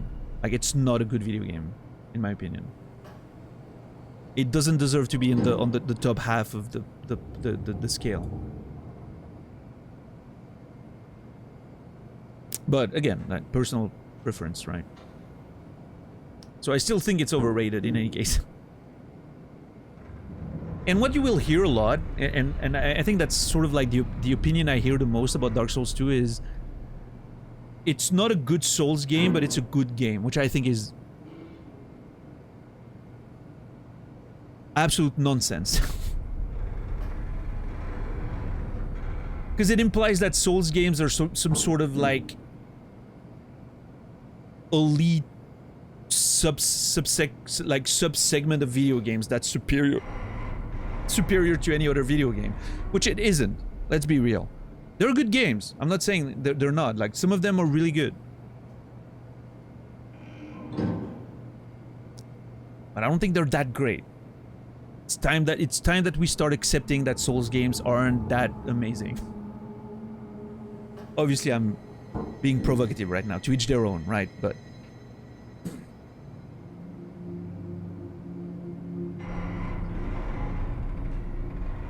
yeah, Earned Core, but I also think that there's a bias there. Like, we're a bunch of turbo nerds, right? A lot of us around here really enjoy the Souls games. By virtue of the communities I've been hanging out and the games that I've played and all that. And I think there's a little bias in those communities where that opinion of Dark Souls 2 being inferior tends to come out a lot. I wonder if you just ask, like, if we ask, like, normal, like, general mainstream gamers that aren't necessarily into Souls games, I don't know. It feels like the opinion would be a bit different, maybe. I don't know. Again, I'm not sure. I haven't done any research or anything, but what's up, Cooley? What's up, Kimmy? How are you doing? Reminds me of people who say that Fallout 3 is a good game, but not a good Fallout. Yeah. I have an opinion on Fallout 3 that Naz likes to say that... Naz likes to say my opinion on Fallout 3 is basically that, but it's not.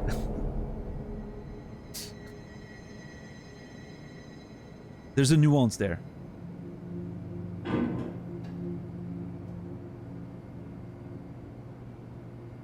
It's exactly how you originally stated, and then I backpedaled. Maybe, but maybe I misspoke the first time. That's something that can happen. I'm not saying it didn't happen. It's very possible.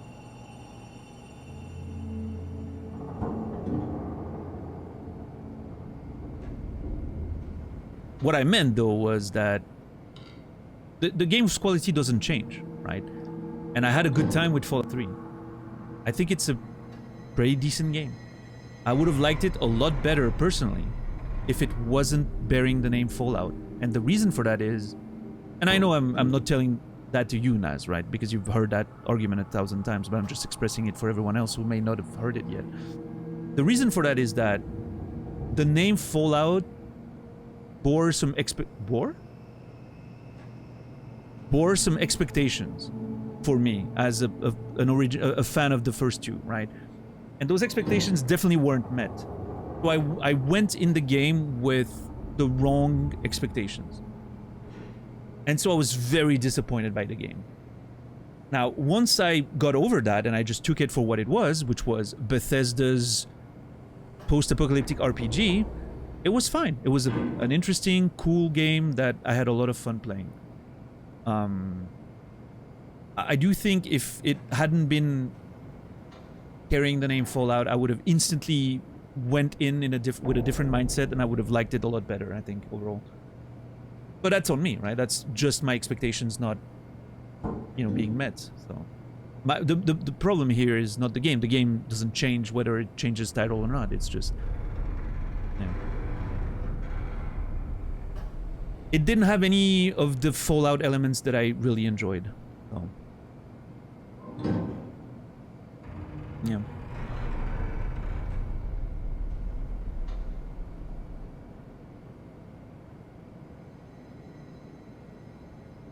Now, Fallout 4, on the other hand, is a trash video game, regardless if it's a Fallout game or not. There, I said it. Have you played Under Rail? No, but I've heard of it. I just haven't taken the time to get into it. I'm pretty sure I have it on Steam, too. What's up, Rico? How are you doing today?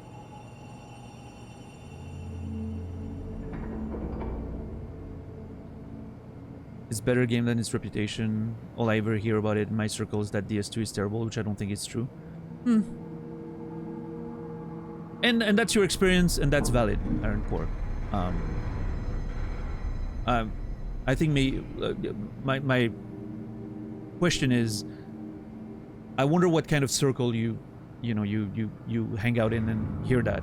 If those are very heavy like soul circles, I'm not surprised. And yeah, I definitely think people are not very optimistic about it. But even then, like I think most of them will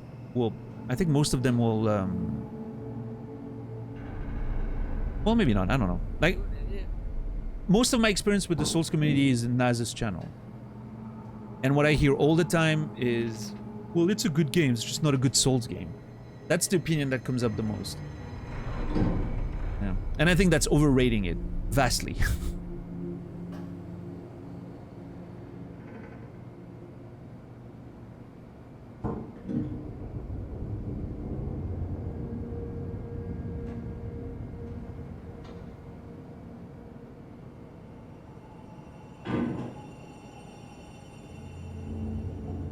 Twitch at the time DS2 released. Twitch right now, anytime DS2. Yeah. Yeah, it's interesting. I remember when it released. I played it myself when it released, in fact. I'm pretty sure. On stream for a little bit. I remember watching Man vs. Game, excessive profanity, playing the game. I think the general feelings were pretty optimistic, though. I remember Man vs. Game really liking it.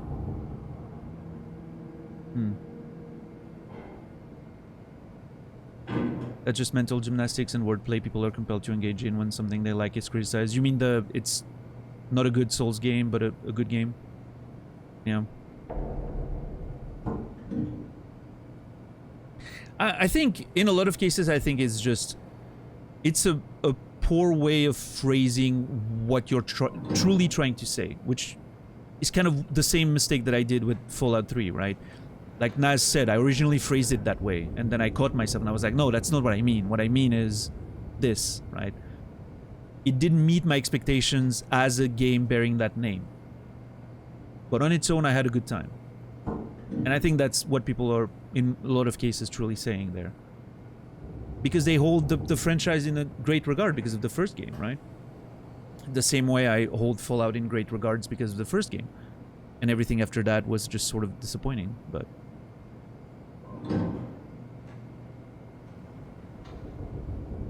Obviously, the quality of the game doesn't change because of the name, right? It's just your expectations are different. Which reinforces... I guess phrasing it that way reinforces how subjective that experience ultimately is. Which is why I like talking about expectations. Hey Mark, what's up? Listening while violently hungover at work and the conversations are only keeping me sane. Oh, were you going to that party you mentioned the other day in Elisa's channel? I'm sorry you're hungover. I hope your catching up with your friends was fine. There's the issue of people not clearly conveying their meaning. Also the issue of people hearing all sorts of addendums and spoken opinion arguing the straw man. Yeah, I think that's true.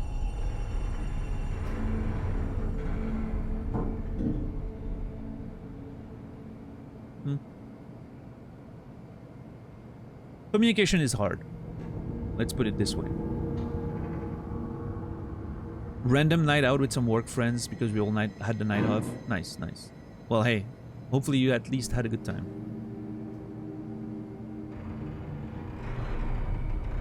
Yeah, Philanor, I think...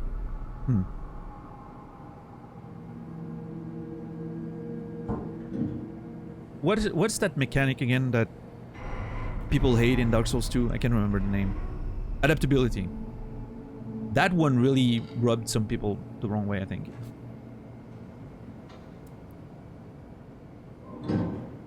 I don't know. I didn't have an issue with it personally. It didn't bother me so much. My real issue with Dark Souls 2 was mostly level and boss design.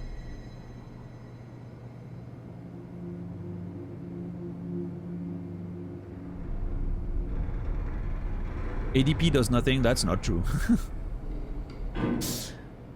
There's literal metrics on how much frames of invincibility it gives you. If you think that's doing nothing, I would like to see you play a fighting game. No, there's actual measures that have been made, Brainy.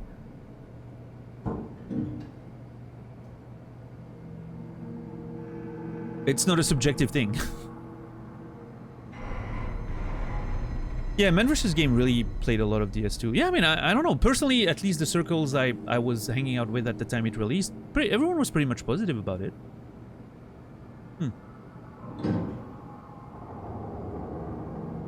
I think, to me, a lot of... Like, everyone was very excited to get a new Dark Souls game. And I think that also, like, recency helped, right? And then after the fact, looking at it with a little bit more, you know, distance, and after Bloodborne came out, and maybe after DS3 came out, I think there was a lot more, like, thinking about the level design and the boss design, and then suddenly realizing that, like, DS2 was a little weaker in that side. I think, like, the sort of, like, the mood on the game sort of shifted in the 2-3 years that followed. That's, at least my memory of it was that way, at least.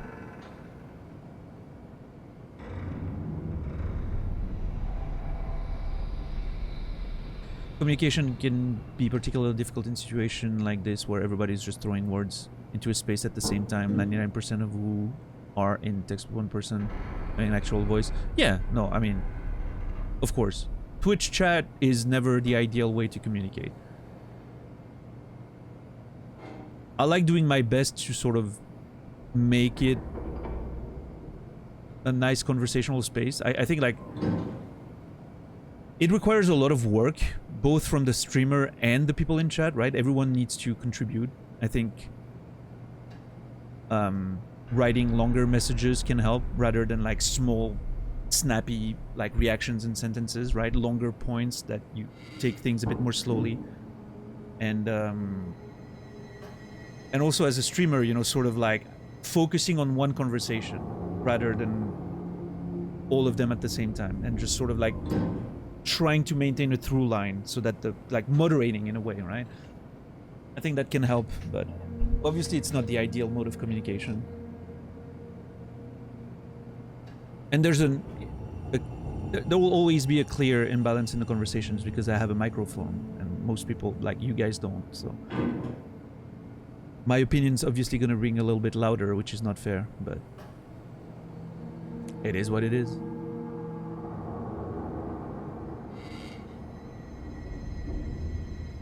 Still people who really like DS2 PvP. Yeah, I think DS2 PvP stayed very popular for a long time back then.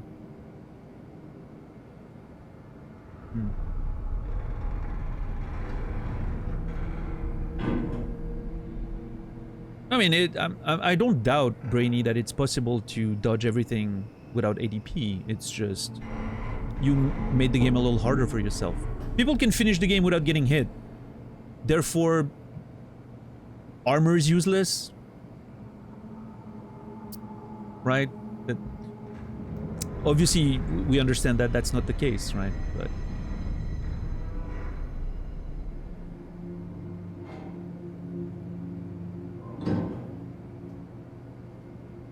wasn't there some crying about graphics downgrade from trailers?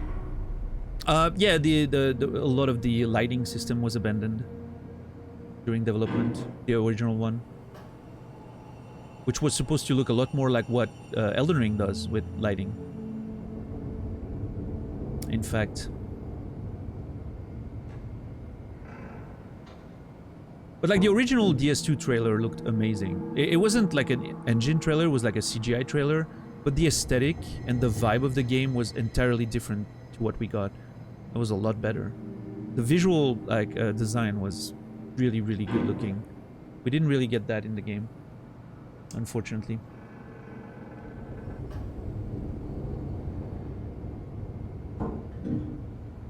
It's interesting that mentioning DS2 tends to derail everything like a flash bomb. It's an interesting topic of conversation, I think. Because it touches on a lot of different, like, adjacent things, right, when it comes to video game conversation.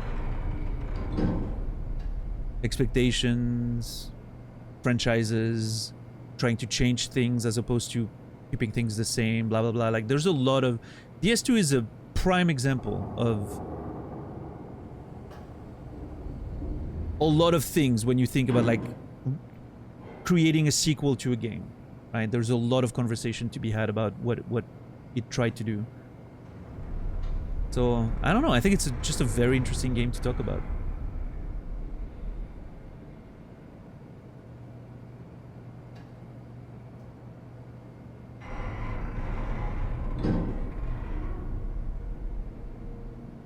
Yeah, Raf. At least you're self-aware about the imbalance. Most streamers are not.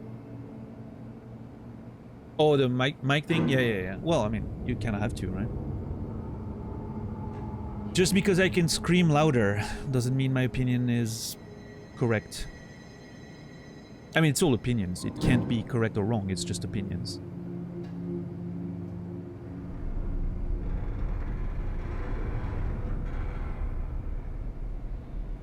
I guess what I should say is it doesn't have more value because it's louder. Unless it's your opinion, 10 bucks. Yeah, I mean, you are 10 bucks after all. Nobody can say, you know, nobody can say that you're wrong.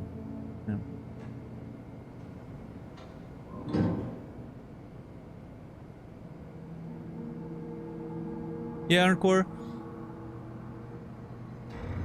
It's funny because I agree with that. I like always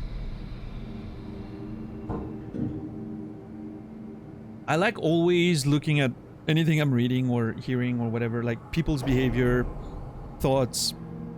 I like looking at it in the best way possible. Like I like finding, even if someone says something that's really weird or out of pocket, I like asking myself, okay, how does that sound like something that's something that's good or okay, right? I do like giving people the benefit of the doubt.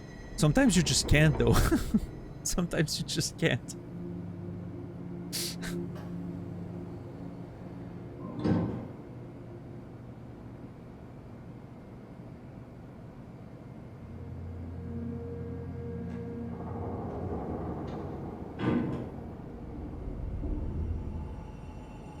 And I guess also it's easy to get jaded on the internet, especially, right?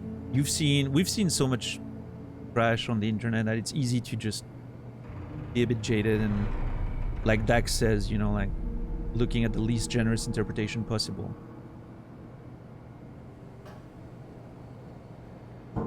And obviously a lot of people do that because it creates content, right? But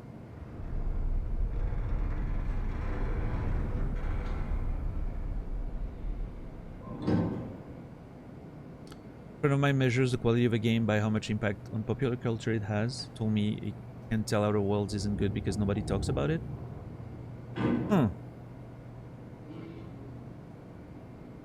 It's interesting. I wouldn't.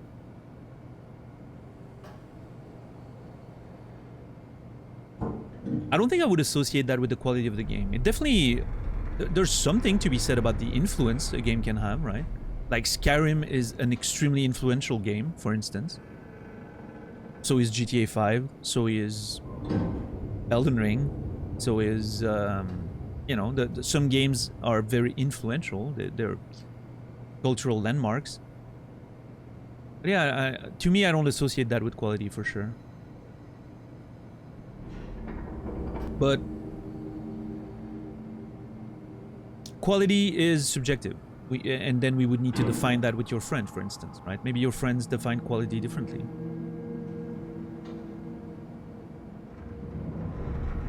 Which is okay. Yeah. Everyone is free to have their own criteria, I guess.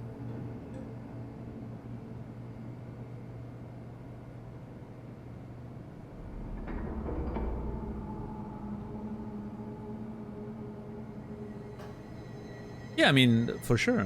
I would assume, based on, compared to a lot of big mainstream games, nobody talks about Disco Elysium, right? I think, obviously, we're in communities that where people talk about it, but I would assume if you go out, even in gaming spaces, say conventions or gaming stores, and you start talking about Disco Elysium, I'm pretty sure 1 in 10 people have heard of it, and maybe that's even generous, depending, right?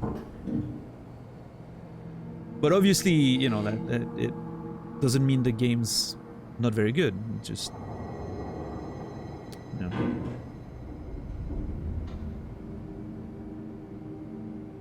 What's up, Freya?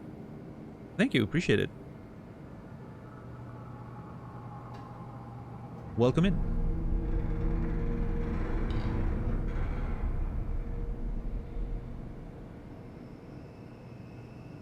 Played Outer Worlds the entire time. I couldn't escape the feeling that it was on the verge of greatness. Couldn't reach it. I haven't played Outer Worlds.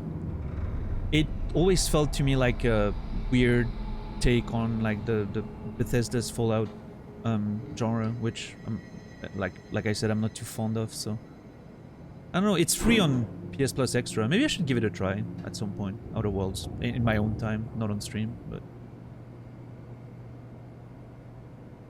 Oh yeah, gold, but you know, it still hasn't. It's not anywhere near breaching into the mainstream, right?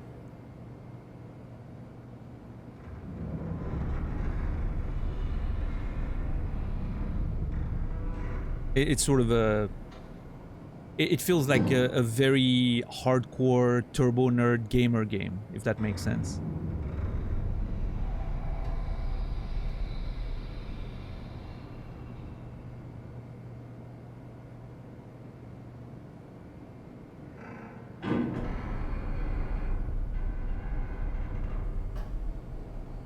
Outer Worlds is aggressively mediocre. Oh, you played it, Credo? Yeah. Yeah, I don't know. It always felt to me, like I said, like that sort of Bethesda Fallout vibe with a Borderlands-ish sort of aesthetic to it. I don't know. Outer Wilds, on the other hand, yeah. Outer Wilds is Chef's Kiss, another one that isn't talked about enough, but. Oh yeah, probably Warren, for sure.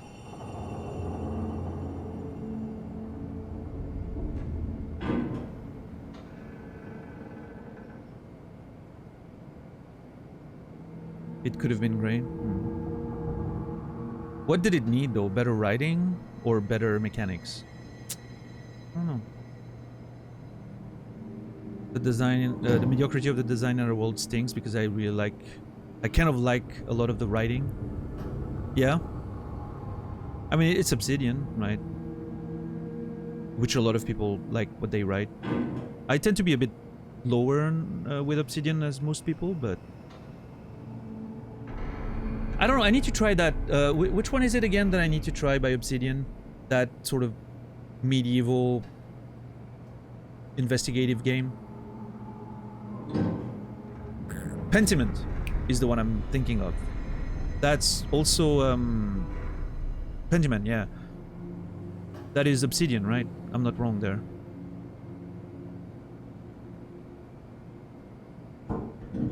Correct. Okay. Not an open world game. Yeah, I need to try that at some point. It seems interesting.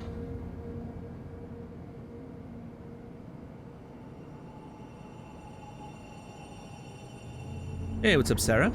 Welcome in. I am resigned to the fact I will never remember which is which between Outer Wilds and Outer Worlds. Yeah. I mean, there's a the Outer Worlds and Outer Wilds, but that doesn't help very much, does it? I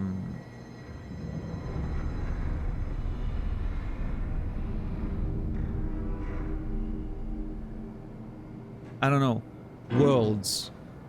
Worlds as an O. Worlds is okay. Wilds as an I. Wilds is incredible. Worlds is okay. Wilds is incredible. Like, see, you can use that as a technique, I guess.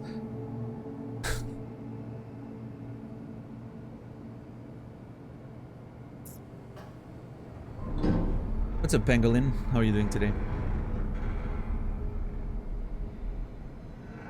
Tiny team led by Josh Sawyer. Okay. Yeah, I don't know. I really want to play Pentiment. I'm not sure how well it's going to do on Twitch, but I really want to play it at some point. on stream. So we'll see. We'll get to it. Oh, I read this one. Yeah.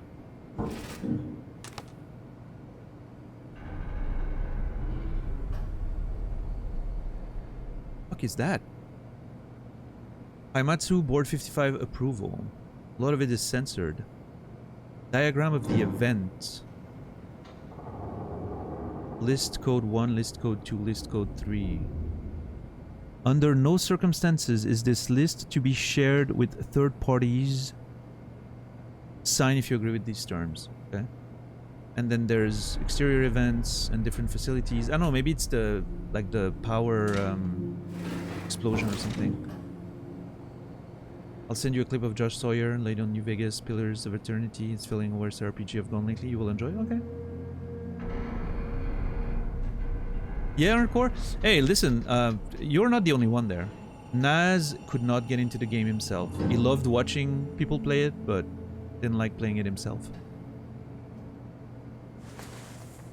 Sometimes, you know, it's one of those things. Forcing it is definitely not the way to appreciate it, that's for sure. But yeah, give it another try at some point if you feel like it. If not, you can always watch someone play it, right?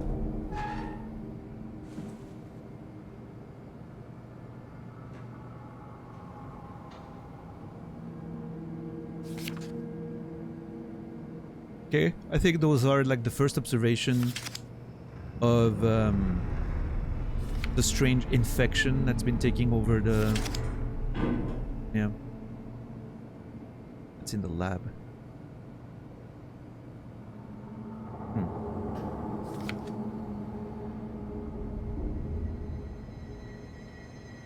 Wait, what's that? UHS?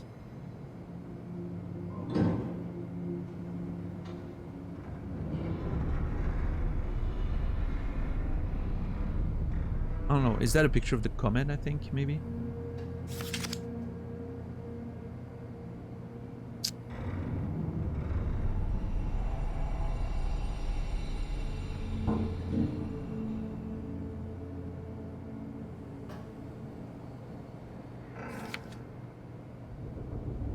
Okay.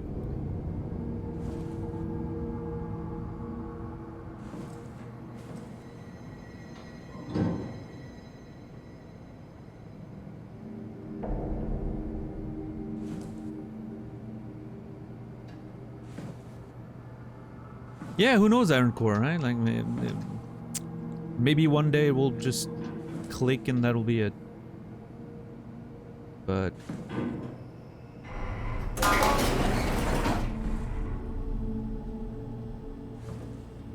sometimes it just doesn't happen, and that's okay.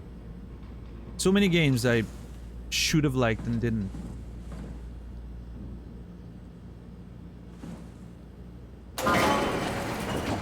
Oh my lord, the fuck is this?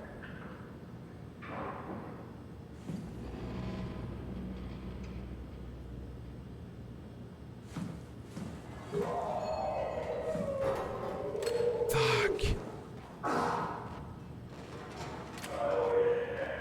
Oh god. The fuck is that? Oh no. Why did there have to be fucking like zombies or whatever they are? I'm calling them zombies. I know they're not, but...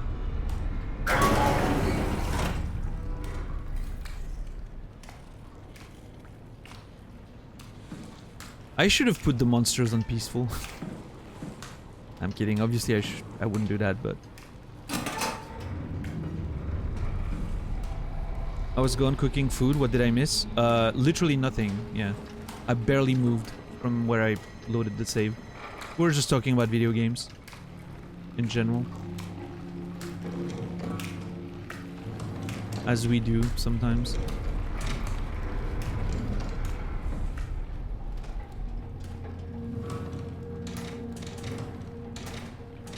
Why is that even a room? There's nothing in there except that butthole there.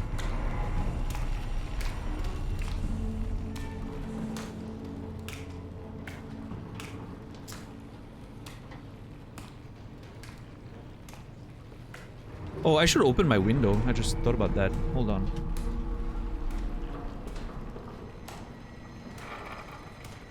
Is it gonna rain tonight? Please tell me no. It's not. Hell yeah. Okay. I'm gonna go open my window real quick and then we'll make some progress in the game. Thank you everyone for being here tonight. Another one of those streams where I didn't really want to stream, and then thanks to Goal today, I did. And now I'm glad I did. Nice conversations, good vibes. Thank you everyone for contributing. I'll be back in a minute. Don't go anywhere.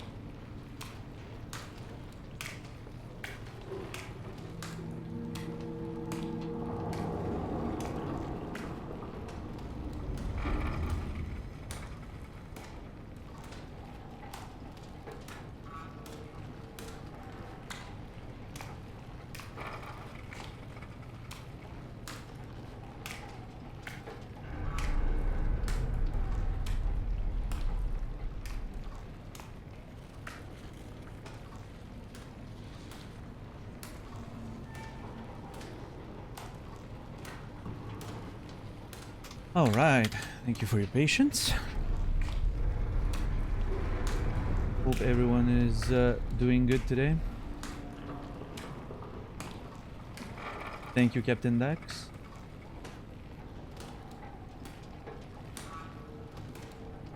Appreciate you.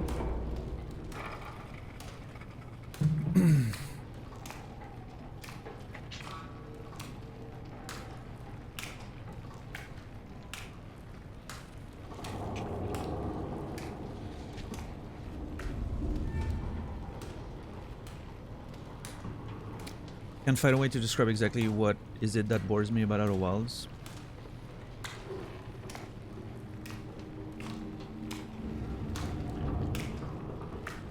Yeah, I don't know.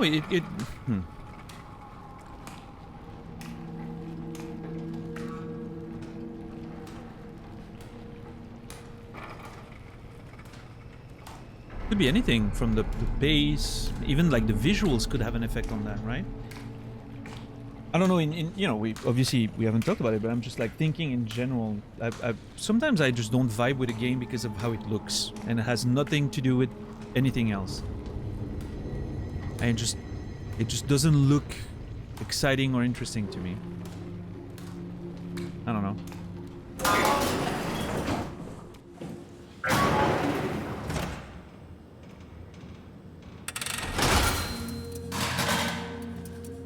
Robin Bass. Let's see.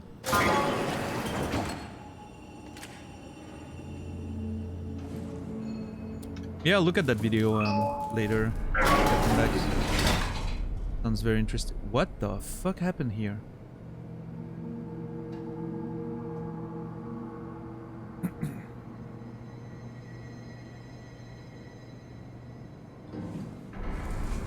Oh, I just thought of a new game.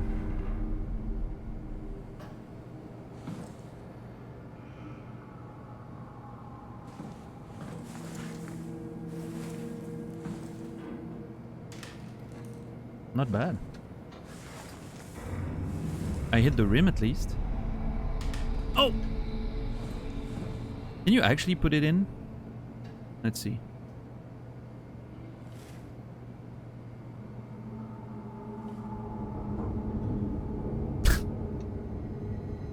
Video games are trash.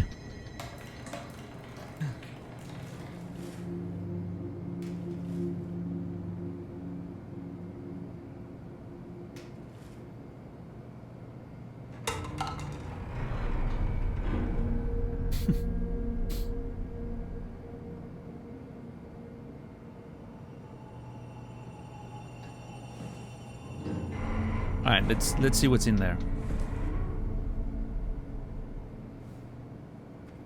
pair of shorts? Oh no, that's a pajama pant, I think.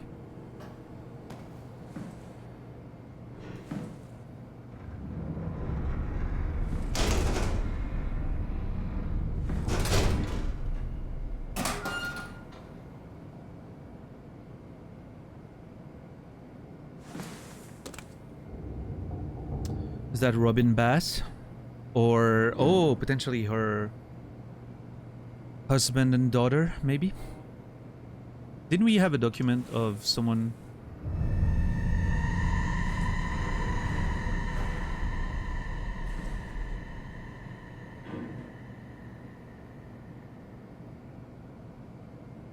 What the fuck was that?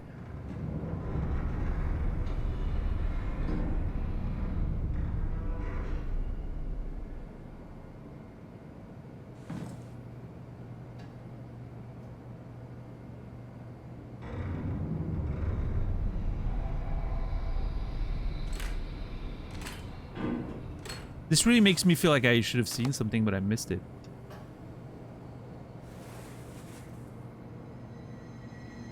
Oh. Yeah. I guess she wanted to join the Ark. I love that the knife's actually the razor's actually animated. Oh well, not animated. I meant well, yeah, animated. The physics are actually working on it.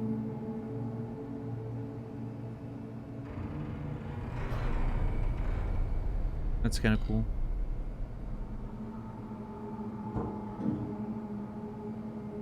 My question is, why can I not use it as a weapon? That'd be really sweet.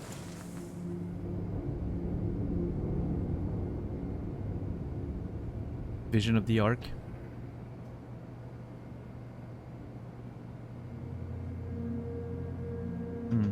Interesting how she took like renders of the Ark and then drew around it.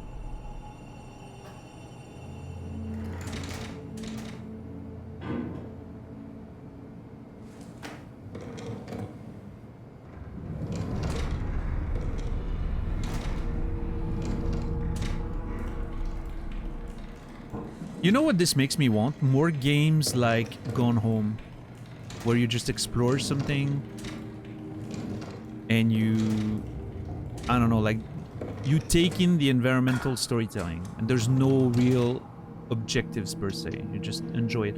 I mean, I think there's a few games that I haven't played that are in that vein. The Vanishing of Ethan Carter, I think, is one of them. Edith Finch, I think, is another one. I've had those games for a while, but I never played them. I'll probably get into it at some point. Like, that's one of my favorite things, just going around and looking at items and, you know, putting the story together, sort of.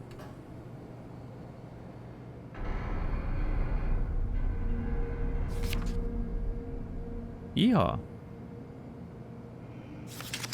Aww. I love orange cats. They're the best.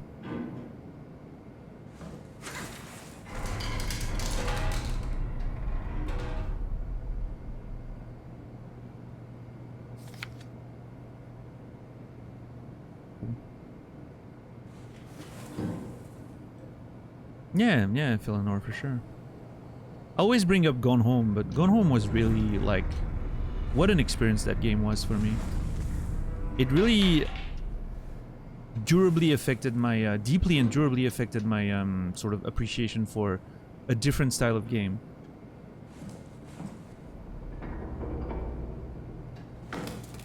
Suddenly, you know, I didn't need any objectives anymore. I didn't need action. I didn't need gameplay even. Just exploring that house and putting together the story was such an incredible experience. I'll never forget it. I played it in one night, and it's a striking memory that I still have of how incredible the experience felt. What a story that game had. Yeah, I want to play more games like this.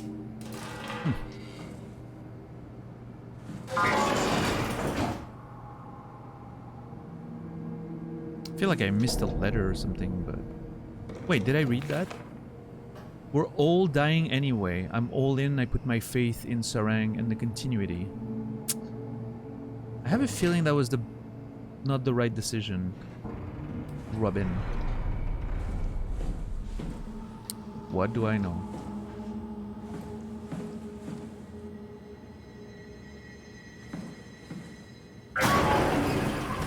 Yeah, fairies, they're very loud, right? I like it. It's... sort of fits the...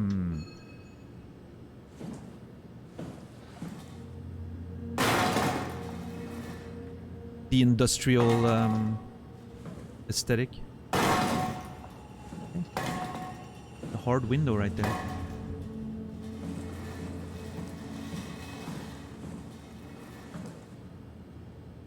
Like, I don't know,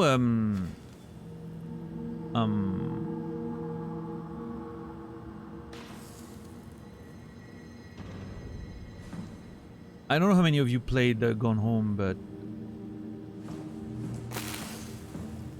I will still remember... I will always remember... Did I explore this room? Yeah, I did.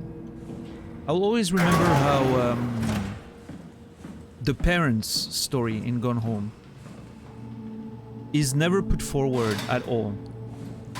And all that you get of it is by exploring yourself and reading the letters and reading some of the little hidden things and looking at the documents and sort of putting the story together. Like, it's the most hidden story in Gone Home, and I think it's one of the best. I remember really, really enjoying, like, putting it together. But it's never at the forefront. There's never any, like, voice acting talking about it or anything. As opposed to, like, the main sort of story, I guess.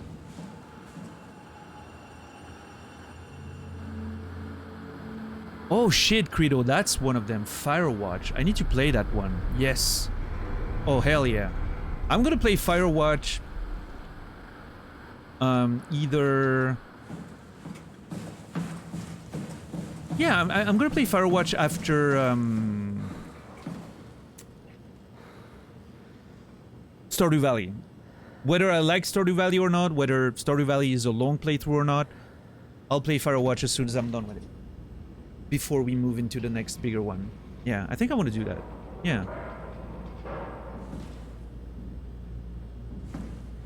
I think I'm going to use the butthole here. I don't know if it's going to do anything, but I want to try.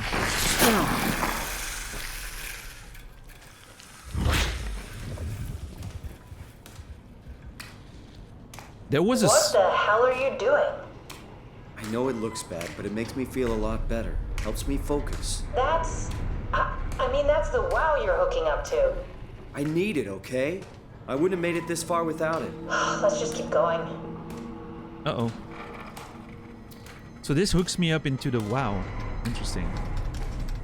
Yeah, Philonor, I mean, as soon as I start Stardew Valley, you have time, right? Firewatch, I don't think it's a very long game or anything, so... Worst case scenario, I play Stardew Valley for one stream, and then the next day I stop playing it because I really don't like it. That's the worst case scenario, right?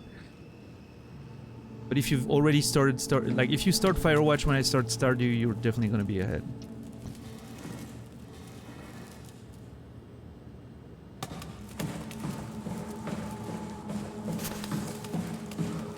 Oh, I'm a terrible football player, I guess. Ronaldo!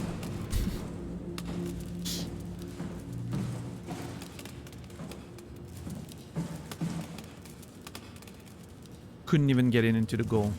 What a shame.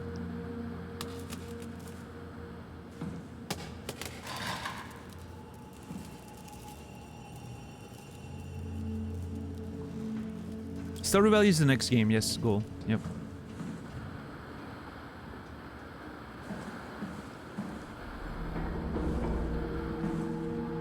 Are we going to talk about Ronaldo reaching 20 million subs in like a day? I mean, I didn't plan on talking about it, but I mean, there's really not a lot to say, right? Is it surprising? I don't think so. is obviously an extremely popular person, but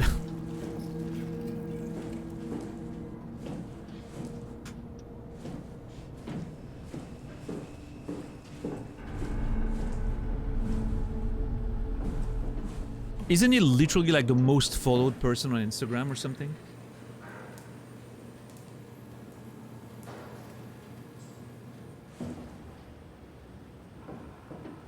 It would be bigger news if you only reached like 1,000 subs. Yeah, that's actually true. I mean, don't get me wrong, it's an impressive phenomenon, but yeah.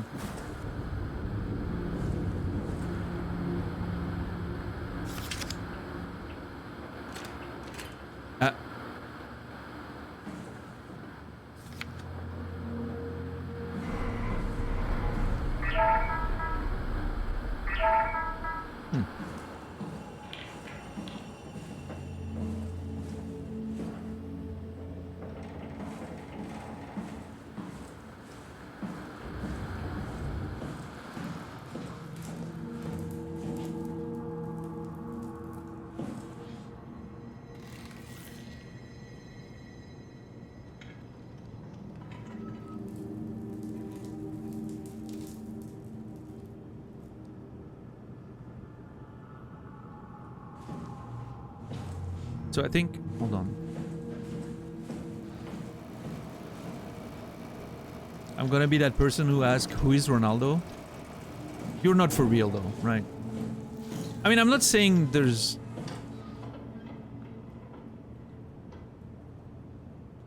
Wait, hold on, Sarah. Are you do you really not know who Ronaldo is?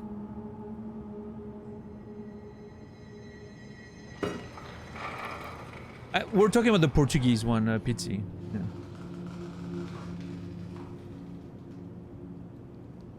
He's a football player, yeah. Like an international football player. I mean, I guess maybe in the US is not that famous, right? Because you guys don't really... You have enough sports that you don't really watch soccer.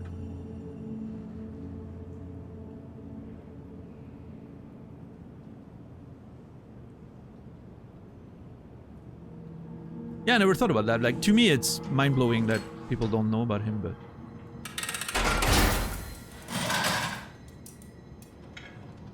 I mean, I think even, like, in Europe at least, right? Like, I'm just, you know... In Europe at least, even if you're not into sports at all, you know who he is. Yeah. He's that big, I guess. At least, you know, this area of Europe, I guess.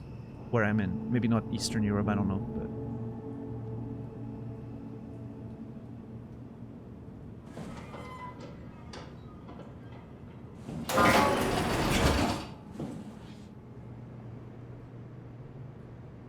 Like, a good comparison would be Michael Jordan, right? Like, Michael Jordan, obviously, even if you're not into basketball. I'm not into basketball at all. Like, I barely watched a basketball game in my life. But I know who he is, right? It is the equivalent of that, I guess, for international football. Yeah. Hey, Michael Rock, welcome in. How are you doing today? Were you doing l'atelier once again? How were things over there? Enjoying a warm summer?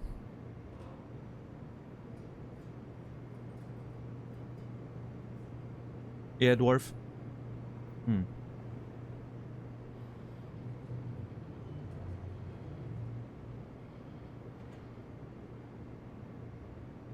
Yeah, Sarah. Yeah, man. It's that kind of mainstream fame, even if you're not interested in the sport at all, right? That's sort of that level of things.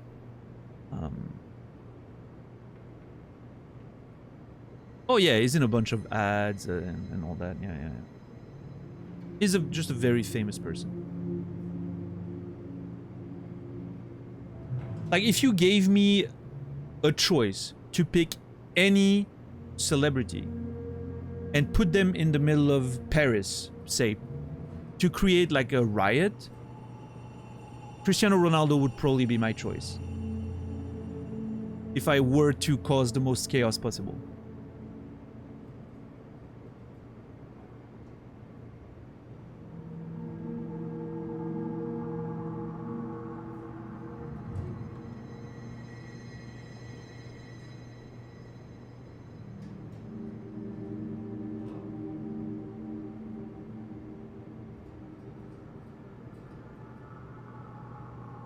We were world building a new common text. Nice, awesome. Yeah, thank you for the raid. I appreciate that. How was life in general? Have you been to the continent lately? In the like spring, summer, or like conventions or stuff? Or will you be in the near future?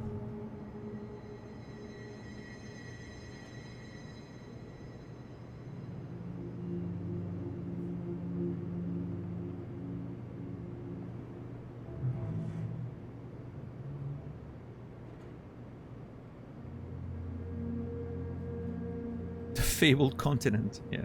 Yeah, Mikhail here is from the Caribbean. So rarely get the chance to see him in person. I will be in France in October until Les Utopiales. Nice, nice. I probably won't be there myself, but who knows? Maybe. Who knows? I don't think so.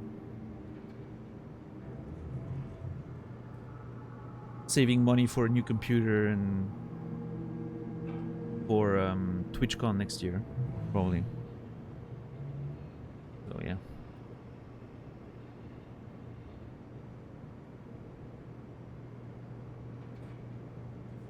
You don't have a prize to give to the new laureate. I mean, that would have been last year, right?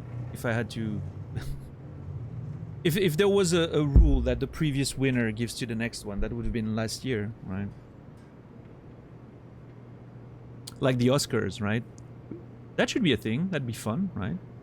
Previous winner gives the award to the next one. Oh yeah, it was in 2022. Yeah. And guess what? I haven't written a single line since.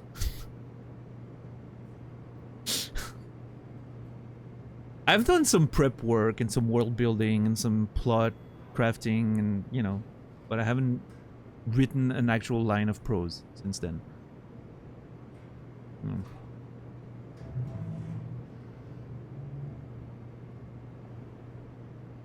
Writing is hard work, I guess so, yeah. Especially when you're not doing it. George Martin performance. I'm learning from the best. Well, Mikhail, we'll see. We'll see. I may be cooking something soon-ish. But I'm also thinking of writing something in English, actually. But we'll see, one thing at a time. Research. Laboratory. And something. Oh, like that.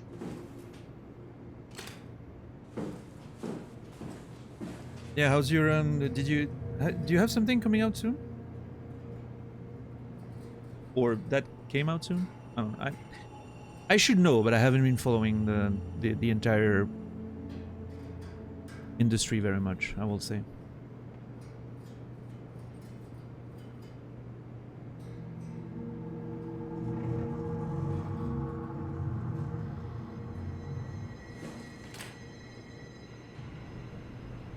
Welcome to my place. When I started the art project, I pretty much lived in this lab. Cozy. Yeah, thanks for scaring me, Catherine. Oh, there it is. I was looking for the speaker.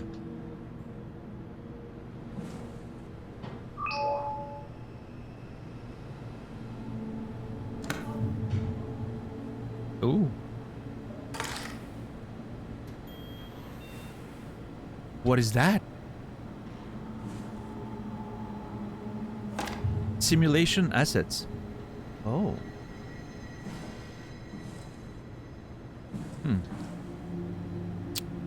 Part of the ARC project.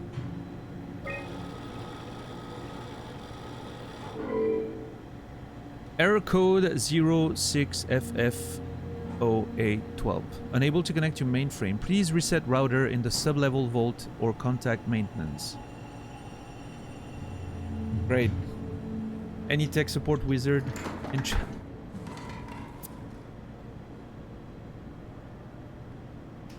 Oh yeah, I had a question to you tech nerds out there. It's not for me, but I was curious. I'm assuming an external SSD would probably not be great for gaming, right? As opposed to even like a normal HDD, or would it still be better?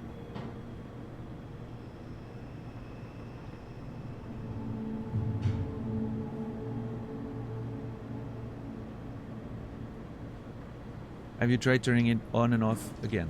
I have not. I don't see a button. Fuck off, chair.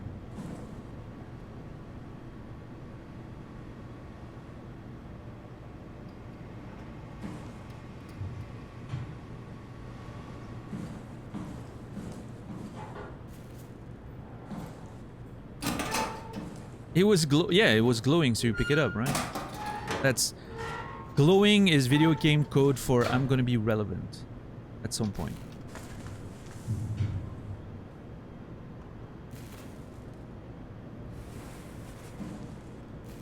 It would depend on how it's connected to an extent. Yeah, like USB 2 versus USB 3 and all that, I guess.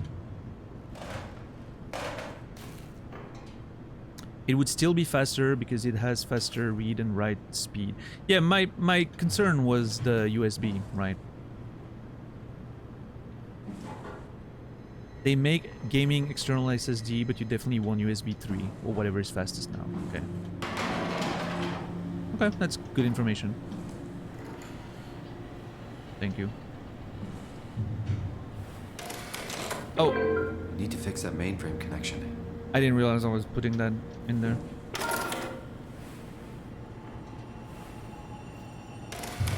I mean, I guess I can leave it there, right? I'm assuming it's gonna give me the same error. Yeah. Which means I'm gonna have to go downstairs. It's gonna be probably full of fucking monsters. Great. No, I'm looking forward to it. This is where I would store the ARC scans. So you saved the whole staff digitally on these chips? That was the plan. She's always scaring me.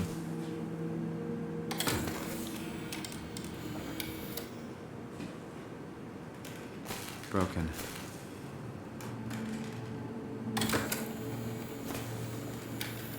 Damaged. Okay, this is super fun to do. Bust.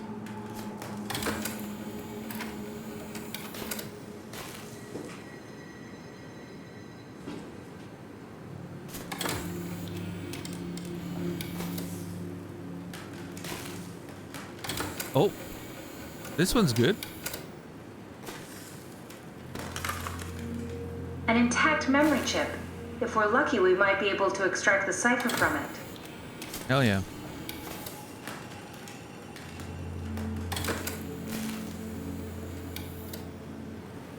Yeah, for sure, Sarah.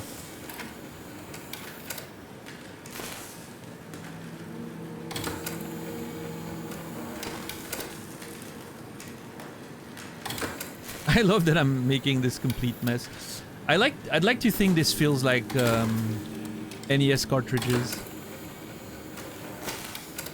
Yeah, it's fine. Just blow in it and it's gonna...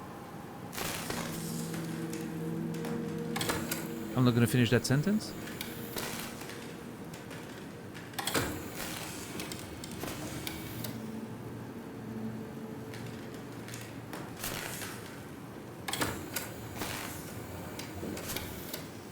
Yeah, Iron Core. Hey, go for it. And let us know. Let us know when you do it.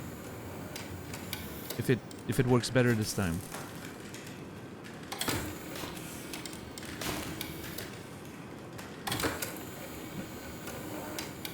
Look at the mess I've made. Catherine, what do you think about that? Doesn't care. Doesn't care about me.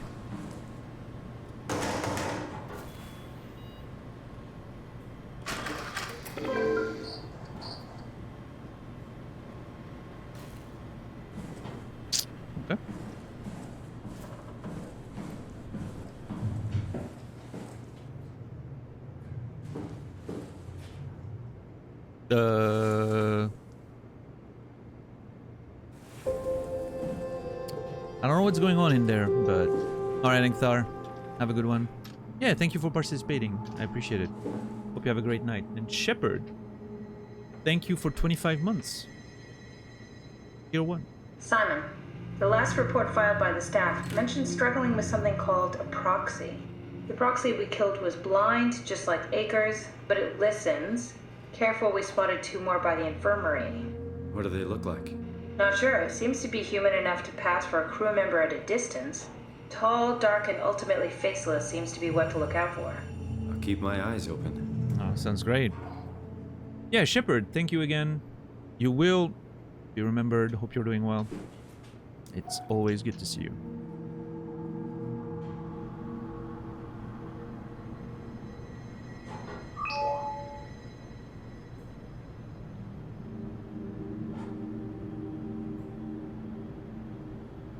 Okay, I was hearing an ambulance, but that's real life. I can hear an ambulance in the far, far distance.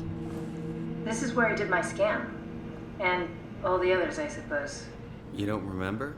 My scan was the first. Had to test the scanner before I could start making promises.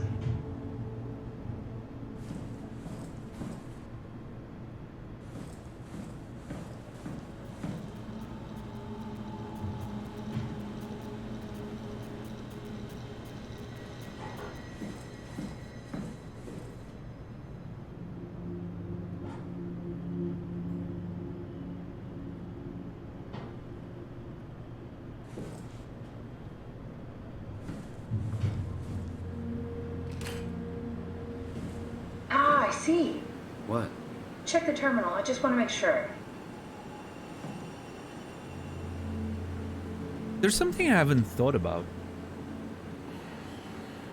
And I just, it struck me now as I'm seeing the chair here again. How strange it is that in whatever simulation we were at the beginning of the game, we sort of had that whole process of going to a chair, and then from that chair we woke up in the real world as if something was trying to wake us up, right?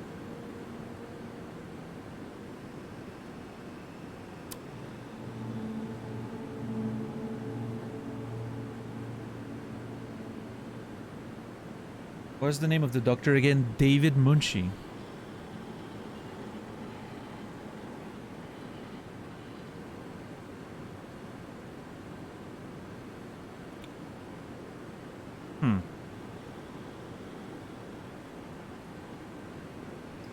What if... Okay, that would be wild, but what if like the... No, that would probably not be the play, but... I don't know, depends on how it's done, but... What if the whole twist is that... This is not the real world. And we're actually just... having a very long hallucination.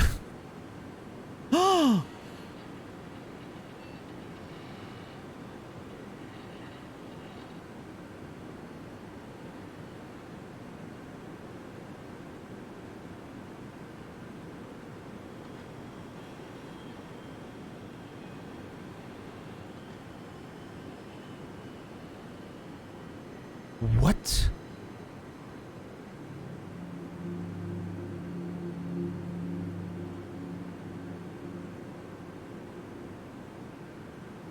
The Nanami composition, compressed Nakajima neurograph, continuous time 21 ms, captured March 12th, 2014. Nakajima Shin, Nanami F, December 11th, 1997. July 17th, 2021. Nationality Japanese.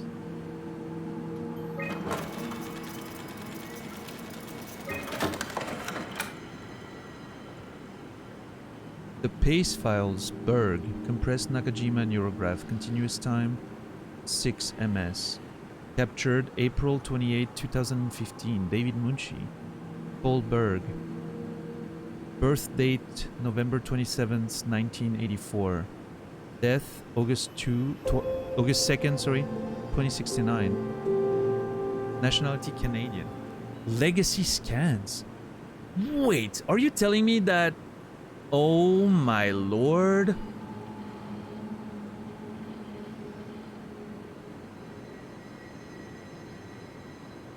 It wasn't a simulation. Both existed. We got scanned by David Munshi back in 2015. And our scan was saved until it got saved in the legacy scans, because maybe it was an original like tech, original experiences of the tech that ultimately became what Catherine is working on, right? And then somehow we got reactivated after 100 years or something. So all of it was real. It's just our scan was from that period of time. So the real me is probably dead. And I'm just a copy waking up in that world, futuristic world. Interesting. I can erase data. I don't know if I should do that. Mrs. Scratch, thank you so much for the tier 1 resub. 3 months. Appreciate it. Thank you, Mrs. Scratch. You will be remembered. Hope you're doing well today.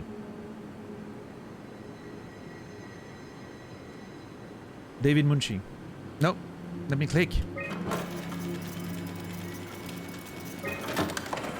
David Munshi. How did this... What is this? Captured on April 28th, 2015 by Paul Berg. Dude lived until 98, almost 97. May 23rd, 2078.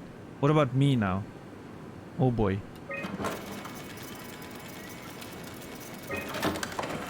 Kath, what is this? Why do you have a file of me? You are one of Dr. Munshi's templates. A legacy scan. Captured on May 2nd, 2015. That's where we went. That's when we went to David Munshi. And I died on June 1st, 2015. Oh! So I didn't make it despite all of this. They didn't find a way to save me.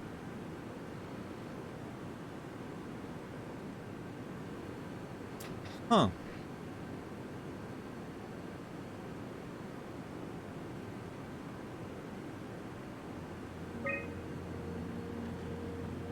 Oh my god.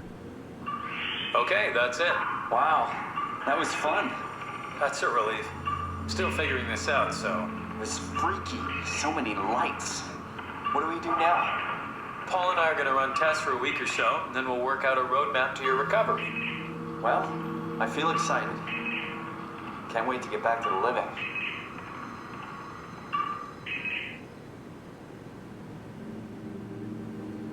Roadmap. We've worked everything out. Everything is legal. Vouched for by Dr. Peak and Professor Way. Oh, that's great news. No big change in medication. You'll be taking an aspirin every morning, but that's about it. Paul worked out a diet with some variations you should try out. You can continue doing physical therapy. Also, there's some extra cardio training every other day. Okay, getting complicated. Don't worry, it's really not. We're gonna keep an eye on you every week, so we'll be able to adjust the plan if needed. Okay, how do I go from there to being dead in like less than 2 weeks?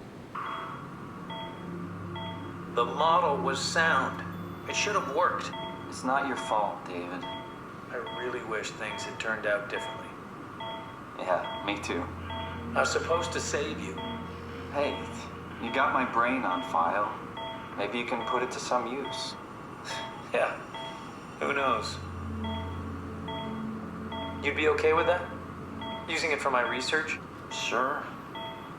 It's like a part of me lives on or something. Like a donated organ. You know what sucks about dying? What? The crash.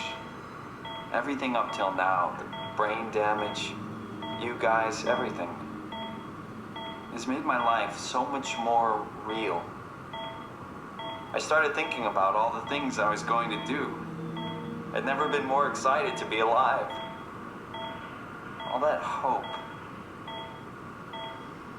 Wasted.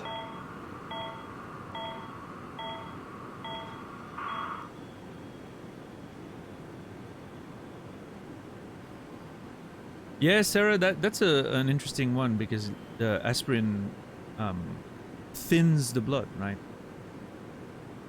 So yeah, it's an interesting detail there. Maybe there's a reason for it, but who knows?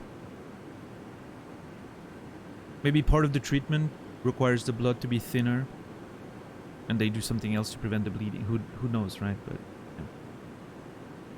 It's sci-fi after all. There may be a lot of stuff we don't know.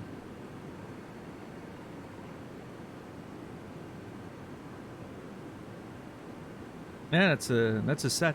But see, that's a great example of what we were talking about the other day, right?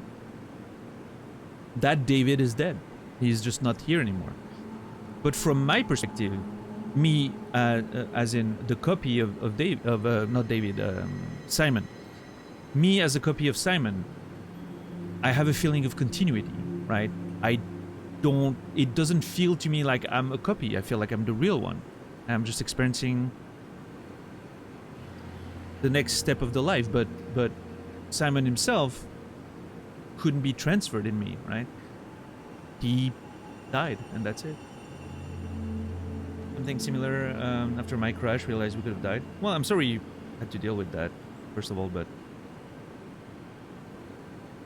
yeah, I mean, I think that's a pretty common experience. I think when you have like a close call, right? You tend to rethink your life a little bit. Makes it feel a bit more precious, I guess.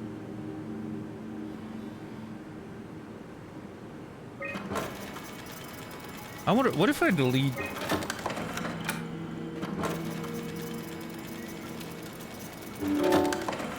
Oh no, it works! I'm not sure if I should erase that stuff.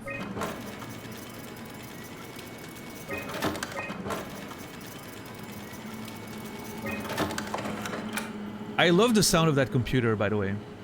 It feels mechanical. Like, it feels like it's extracting some mechanical stuff and putting them in. Love that. Maybe that's what it's doing, after all. What's a legacy scan? They're historic templates for AI construction. Any self-respecting engineer wouldn't use legacies anymore, but they're great for learning. They come with every development kit. So, my brain scan turned into a template for artificial intelligence. You should be proud. So much for that mystery. No magic or time travel needed. I was here all along, waiting for someone to shove a picture of my brain into a suit and hit the power button. Yeah. It's a cool concept.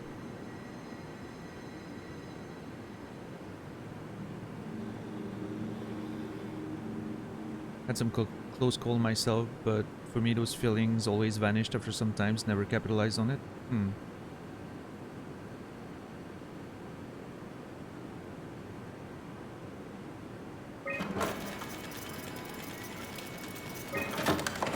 Like a tape library robot? Yeah, Rasta. It sounds like a VHS tape.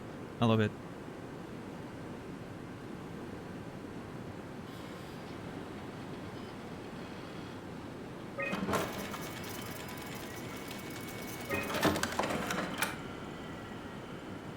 I don't know. It's interesting that they give you the option to erase the data.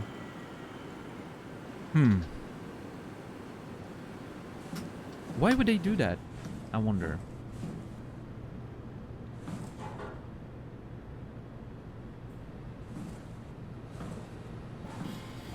I already erased one. I wanted to see if it let you, or if it would alert you or something. Yeah, I'm not gonna do anything else until I know a bit more. Miss the sound of VHS tapes. Yeah, me too.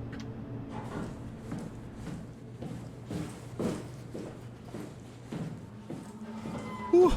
I'm yawning. Jesus. I'm sorry, guys. It's very rude of me.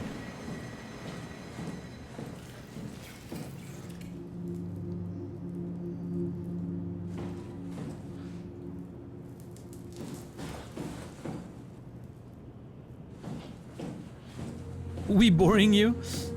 Yeah, Credo, it's just... Man, I don't know. The legacy scan of me that was on the computer. What did you use it for? It's a template that has an intelligence pathwork already etched into the base. So, if I wanted to build an AI, I wouldn't have to reinvent a whole model. I would be able to focus on the things that the AI is to be used for. Is every AI self-aware? Do they also think they're Simon? What? No, Simon, don't worry. It's not like we just put people into robots and machinery and let them roam free. That'd be really cruel. It doesn't work like that. Or at least it didn't used to work like that. Truly sentient machines, thinking they are people is definitely new. But you kept them sentient for the Ark. Yes, and I basically had to invent the method.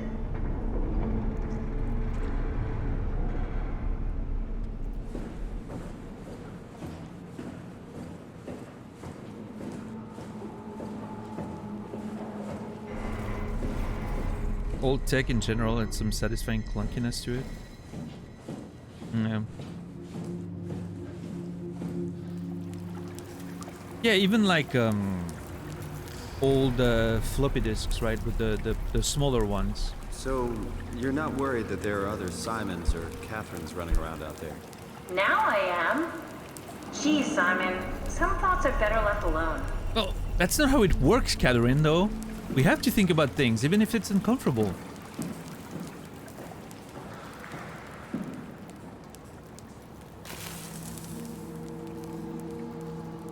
But yeah, like those old, like small, hard floppy disks. I love the feeling of pressing the eject button. Always felt really satisfying to me.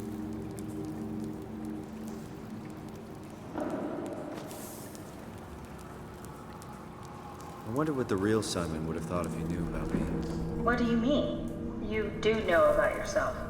No, I mean the real Simon. The human Simon.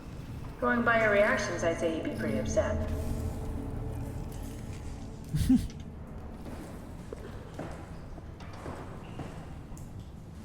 I would say that's a solid assumption.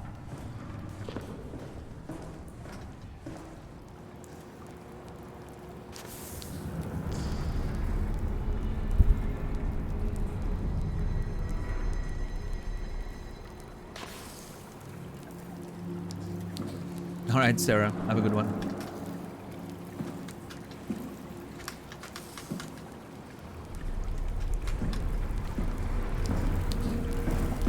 It feels... I'm not sure if I missed something or if it's just something that's not accessible.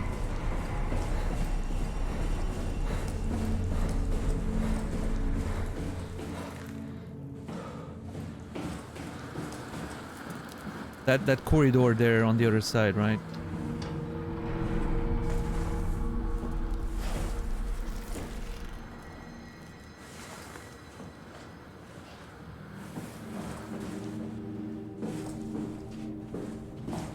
It may just be for... Maybe they just put it here for like flavor. Like you can see there's another place and you can see the creature in it. As sort of, you know, foreshadowing for later. But you can't actually go there. Yeah. That'd be okay.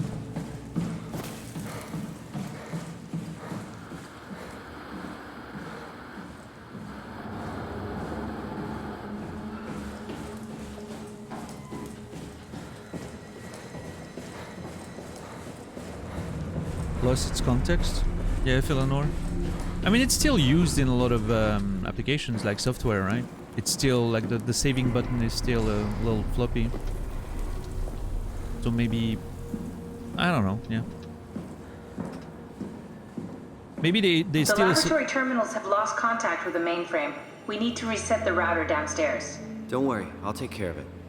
What I'm thinking is they associate the symbol to saving, but maybe they don't have like the reference of why that is. But I'm sure there's a lot of examples similar for us, right? The terminals in my laboratory have lost connection to the mainframe. Head downstairs and reset the router. Like, why is the power button a circle with a line? Where does that come from?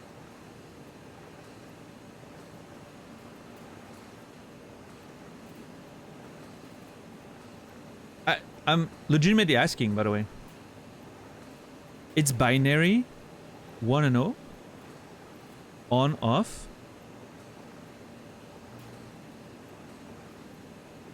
Is it?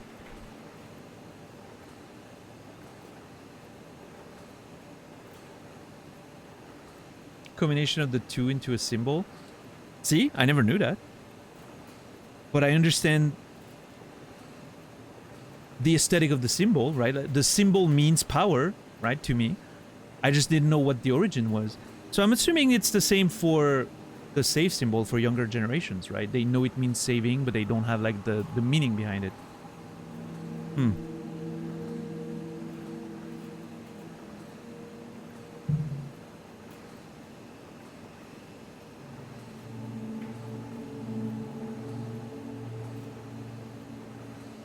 Yeah, no idea.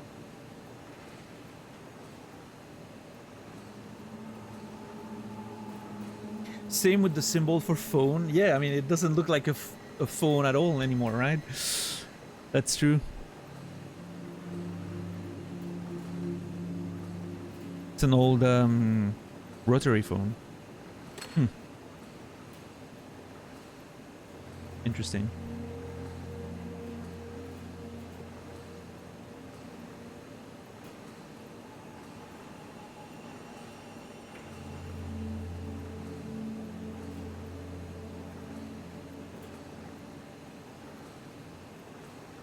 I always think of the power symbol as a circuit being interrupted by something. To press a button is to complete the circuit. I like that. Yeah, I'm trying to think of other similar symbols that sort of have lost their original meaning, but we still understand what they mean.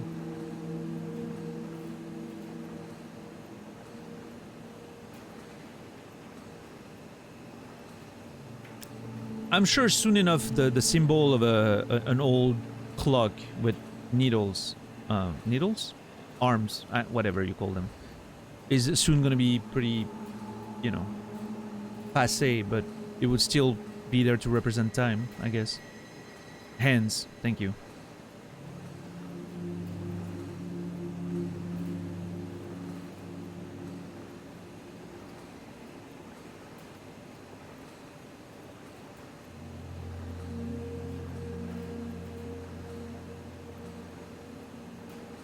Oh, the battery symbol on the phones, for instance.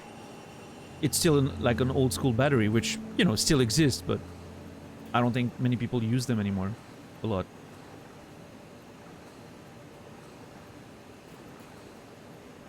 I haven't touched a battery like that in years at this point, probably.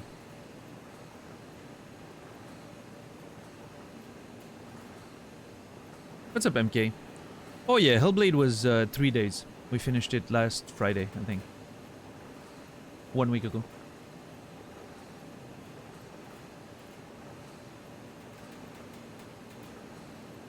This is the 5th stream of SOMA, I think. Yeah.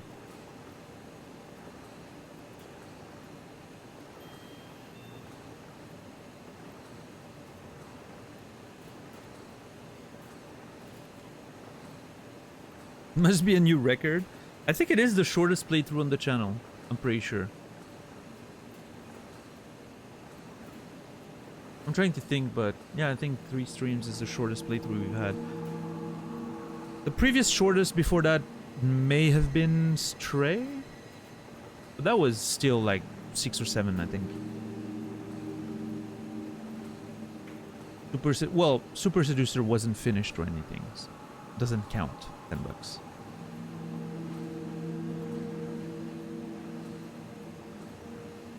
I'm truly enjoying SOMA, yeah, MK. SOMA was great. Which one, Credo? Super Seducer or Stray? Super Seducer? Yeah, I don't think you were here for Stray. That was before Dark Souls 3. I still can't believe I missed Super Seducer.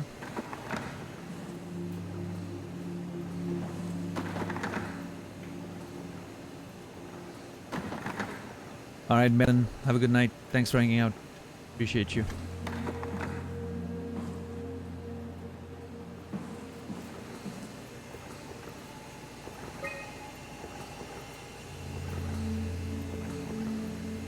So we're going down here. We're arriving here, I guess?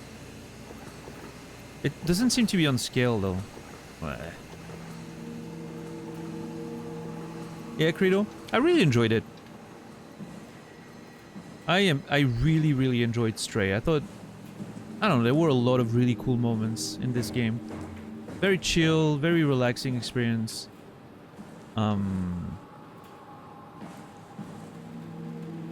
Beautiful music, visuals. To me, it was a success of the game. But I know a lot of people were expecting something else, I think.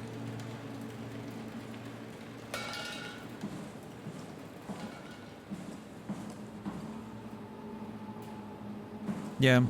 Yeah, I think a lot of people just were hoping for, yeah, something else.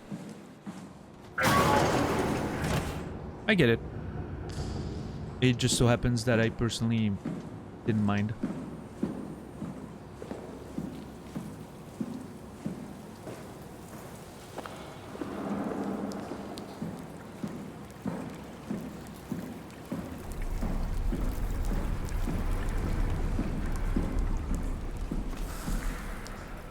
I think a lot of people were expecting a more free-flowing experience of being a cat. Whereas this was very much... It was pretty rigid in terms of how you could move and interact. I didn't mind it. It was okay for me. I was more interested in the world and the general vibes, so the movement didn't matter too much to me. I was okay with it. In fact, in a weird way, it felt very cat-like to me. But... okay, shit's happening down there and I'm not excited for it. I don't want to go, but there's nothing else to delay. I've done everything I could. I could go erase all the fucking scans on the computer, but...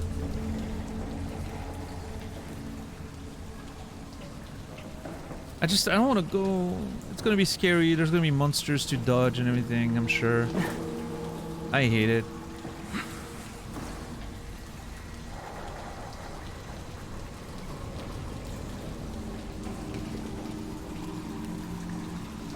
I am very displeased.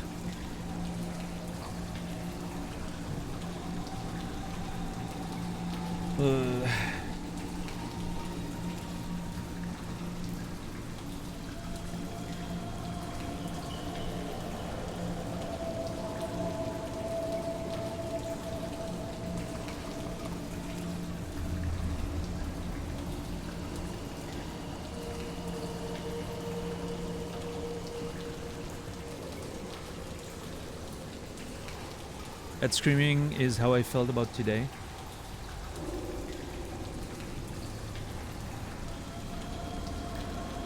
One second.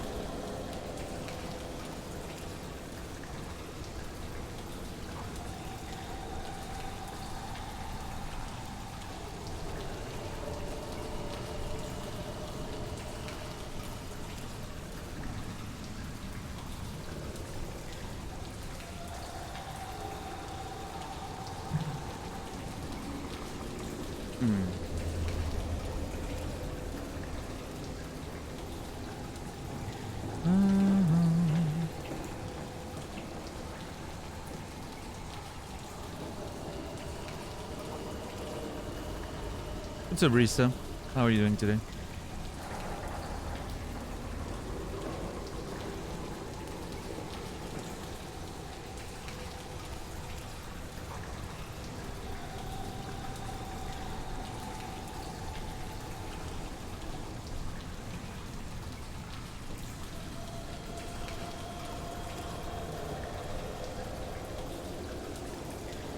Actually, I'm doing awful?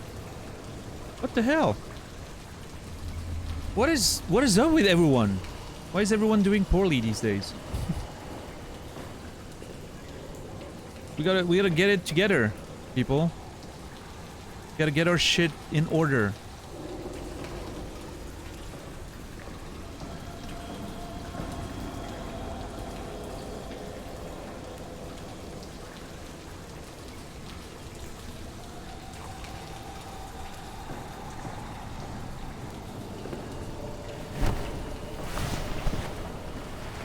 Gotta skew the stats. I'm doing great. I'm very happy, Colleen, to hear that. That's great. And I don't mean that ironically. Finally got some yogurt.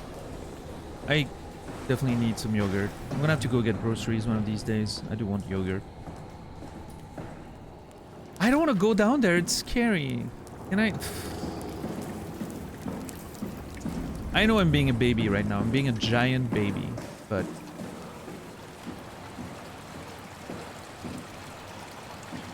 Can I go back outside in the water? No? Okay.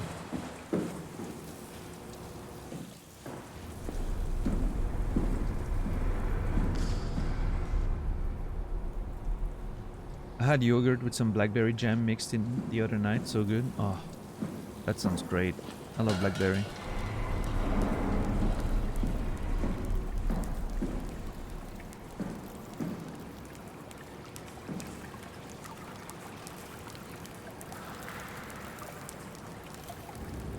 Started hallucinating from the lack of food. That doesn't sound great.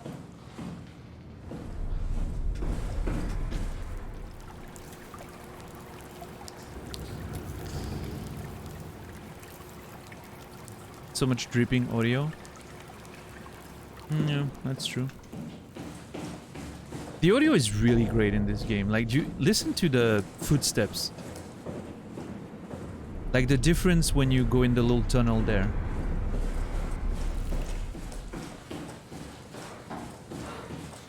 And then out. It's so well done.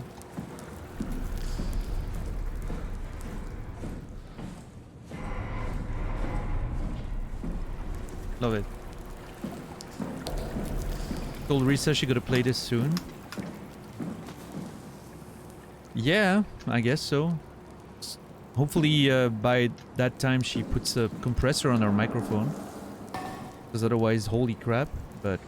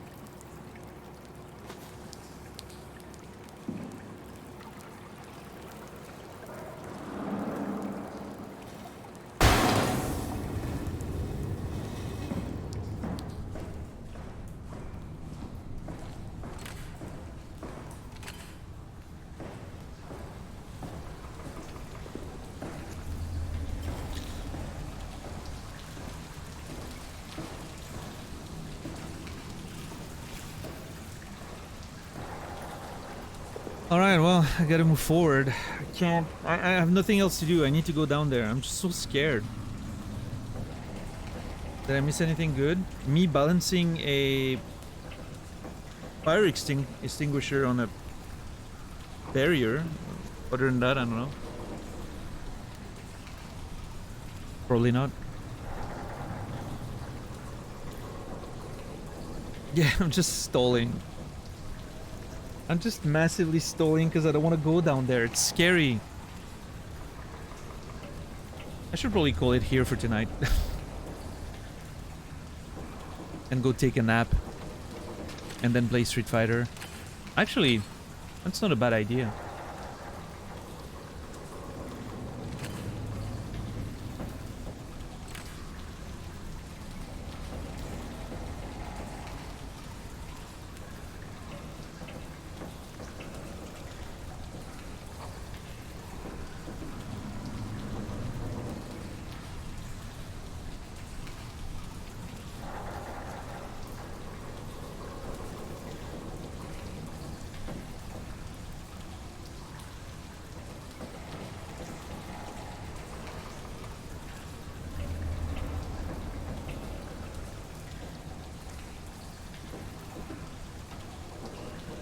I just looked at how much longer McDonald's was open. Because like there's a part of me right now that's like, You could stop streaming right now. Put some pants. Go to McDonald's. Get some food.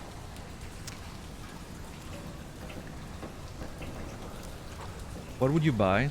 I don't know. I'd have to decide when I'm there. Pants are mandatory? I mean, I'm gonna go to the Mac Drive if I go, so I could get away without it, but you never know. You want pants in case you get arrested by the police and, you know, you need to get out of the car or something.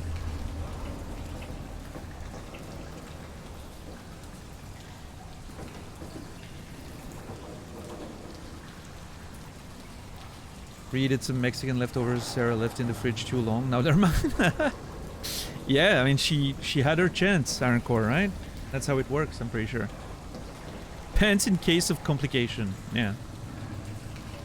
Mickey D sounds good. Yeah, I mean, honestly, I'm giving myself 2 minutes to think about it. It closes at midnight. It's currently 10:48. And I need about 15 minutes to go there. Putting on pants included.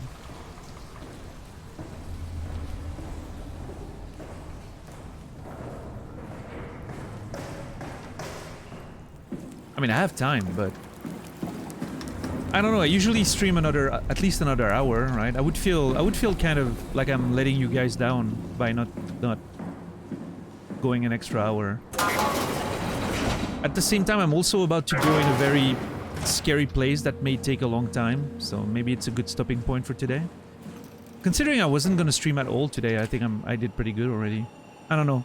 I need a push in the right direction. One or the other. You guys feel free to push me whichever way you think is best.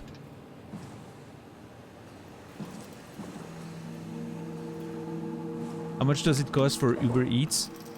Uber Eats does not deliver here, 10 bucks.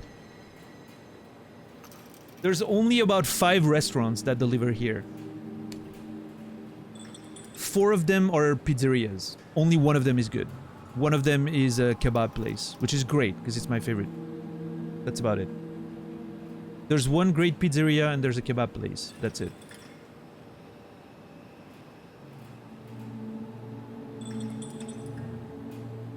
Stay for 1 hour, then check your Discord DMs after stream. Is it about the whole partner thing you mentioned? I gotta look into that, yeah.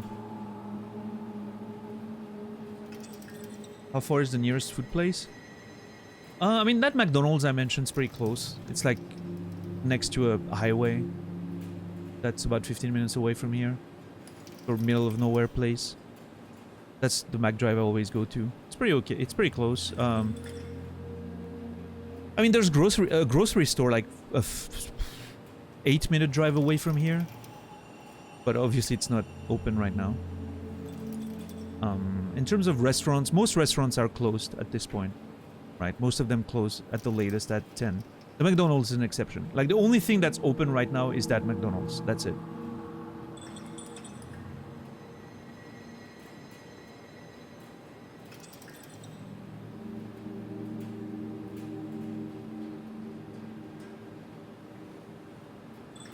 That is a terrifying emote, Kimi.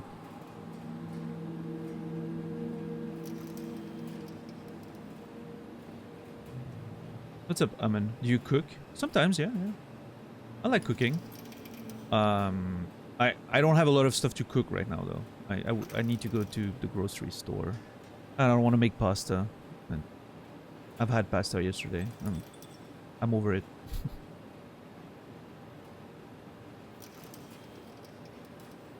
I'm out of pretty much anything interesting. I'm out of eggs. I'm out of vegetables.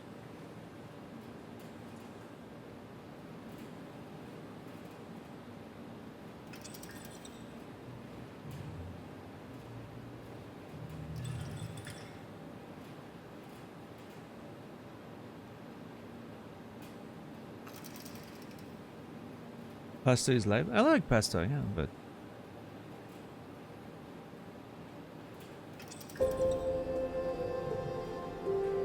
I don't want pasta every day. Mopo, thank you for the tier 1 20 months resub. I appreciate it. Thank you so much. McDonald's sub. Yeah, thank you. I'll I can almost get a small milkshake with that. Thank you so much, Mopo. Appreciate it.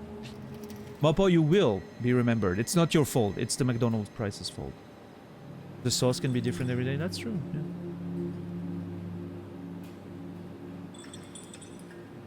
I mean, I could also stay in, you know, like if I stream another hour, the only thing I have to eat is... I have some bread and cheese and salami, so I could, you know, make myself a little quick sandwich. I do have some potato chips. I do have a big bucket of ice cream that I'm keeping for SmackDown later tonight. I'm gonna watch SmackDown with Naz with a bucket of ice cream. It's gonna be delicious.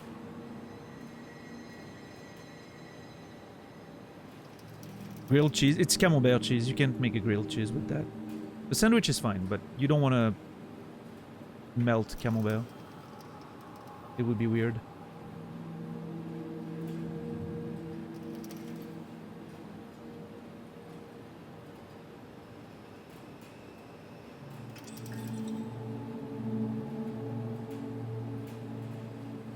If I had any Gruyere left, I could make a grilled cheese, but I don't have any Gruyere left. I need to buy some. What's the Swiss abbreviation for McDonald's? How do you say it? I always say McDonald's, like the full name, but I think French people would go McDo, right? McDo. And German people, I'm not sure. No. Melted camembert is awesome, though. Is it? I don't know.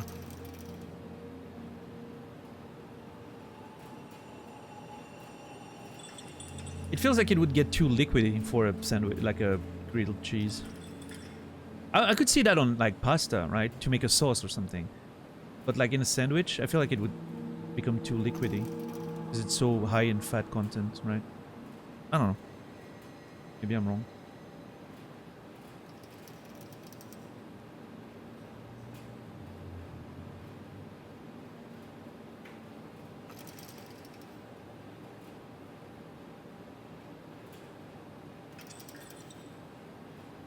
MacDeutsch. Yeah.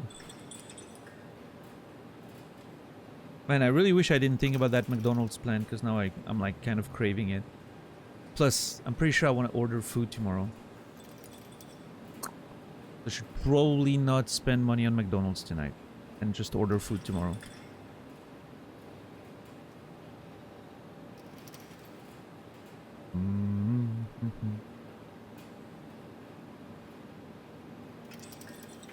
You can melt one in a pot and eat with bread or potatoes. Oh yeah, like that. Yeah. That's we do that with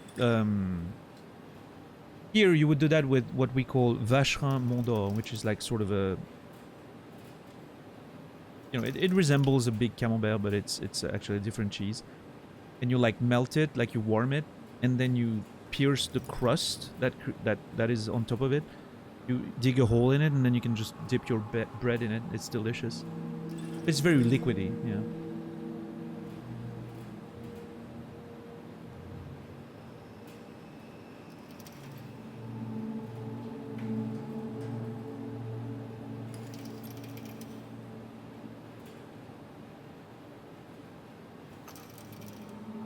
Oh wait, in German you say Meckes?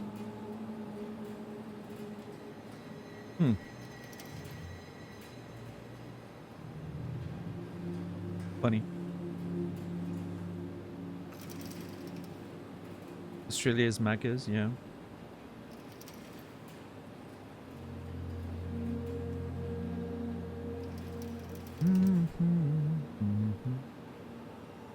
What's up, Infamous? How are you doing today? I'm sorry guys, I know this is not super exciting entertainment, but I'm really struggling with the thought of getting some McDonald's or not.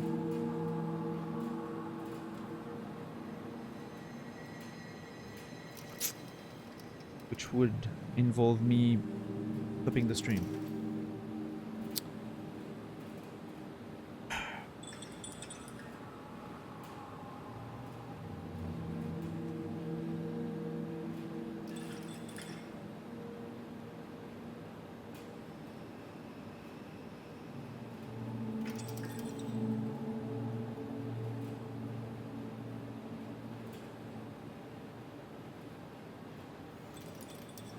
How far away is it?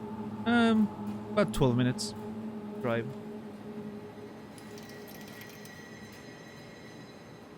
Yeah, they're pretty good, Dwarf. They're definitely better than any I've had in any other country. And I've had McDonald's in a lot of different countries. Switzerland is definitely... I mean, it could be subjective, right? The bias, because I'm used to the taste here, but, you know. It's a long way for some McDonald's. 12 minutes of driving? I don't know. What's up, Bear?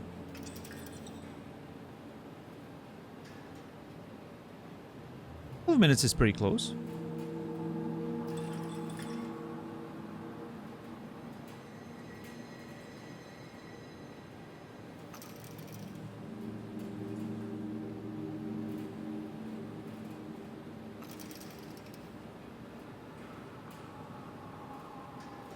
How much does it cost to eat out where you are? Well, depends where you go, right?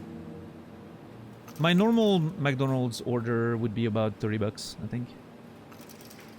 Roughly, which includes a medium menu, usually an extra sandwich or nuggets, and a milkshake. That's usually my order. Oh, actually, I could kill for some nuggets right now. You know what I want? Dino nuggets. There, I've said it. I want Dino nuggies right now.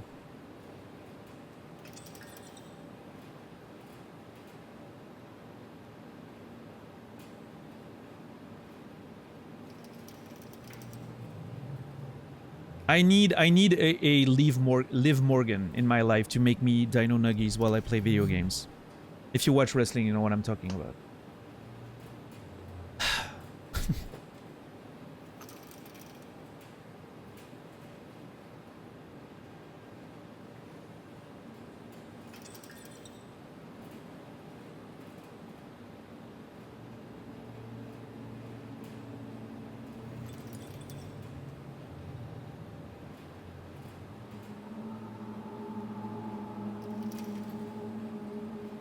Never had Dino Nuggies. It's just Nuggies, right? But with a different shape. But psychologically speaking, they taste different. I don't know how it works, but they do.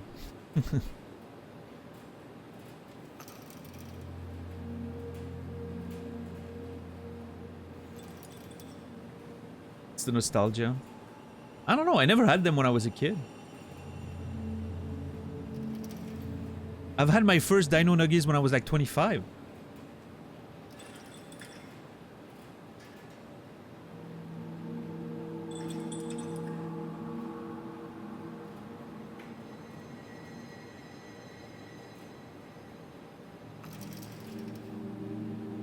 Is there anything special at the current McDonald's menu? Do we have something like roasty fries? If there's roasty fries, I'm telling you, this stream's over. Just saying. I want to make it clear.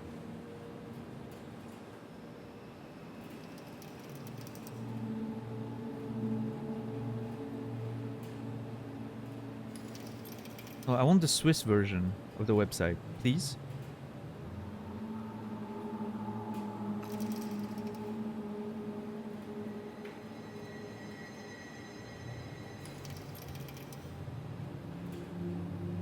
All the dinos dying for those nuggies.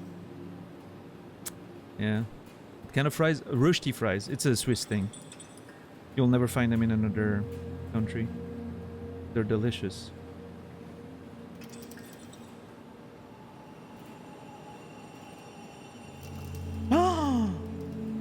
Okay, they don't have the roasty fries, they have curly fries.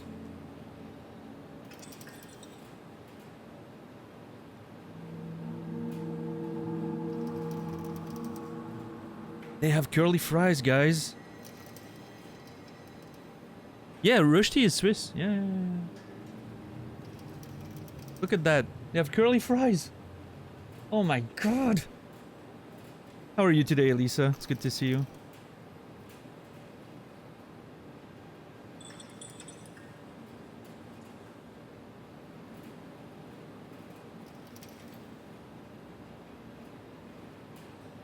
I'm scrolling through an old conversation just reached to talk about nuggets. I want to scream at you because I'm pretty sure I know what conversation you're reading. And you're just making yourself miserable for no reason. If I'm wrong, I'm sorry.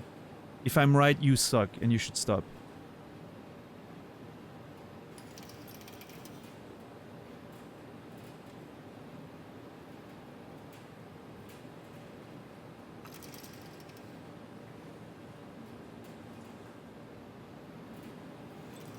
Guess I was right.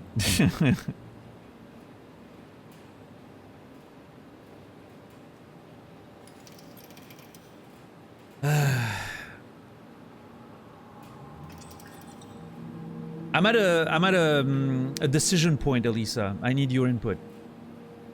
I could keep streaming for an hour and then have a miserable, depressing meal. Or I could stop now and go for some McDonald's.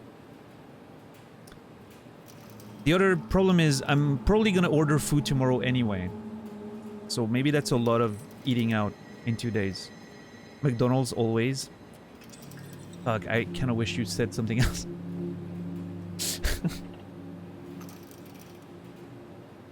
Treat yourself. What TV show is that already? Like the treat yourself thing? Oh, it's Parks and Recs, right?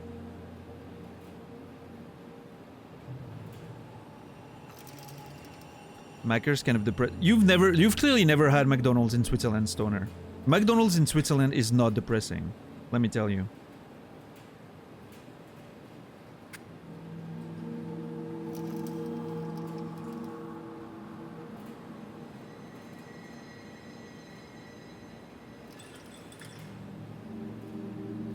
Look at this chicken sandwich, right? I promise you it looks like the picture in the restaurants here. It looks like that.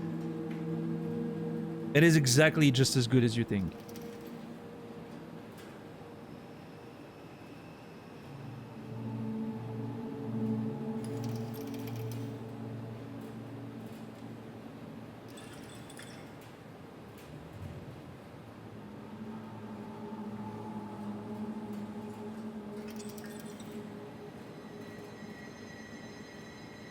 Let me confirm that it's open until midnight. Yeah, it is.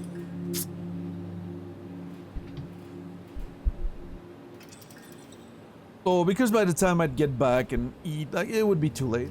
I mean, to be fair, yes, $10 makes a good point. I was waking up to say that I wasn't gonna stream, and then Gold's message in chat made me want to stream anyway. So, I feel like I've done more than I wanted today already. Maybe I should reward myself and then go play some Street Fighter.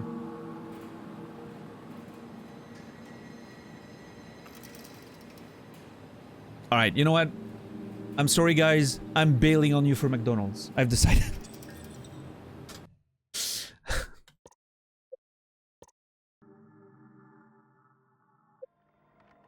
You can blame Elisa. No, it's on me. It's my fault. I talked myself. Yo, no. It's not you.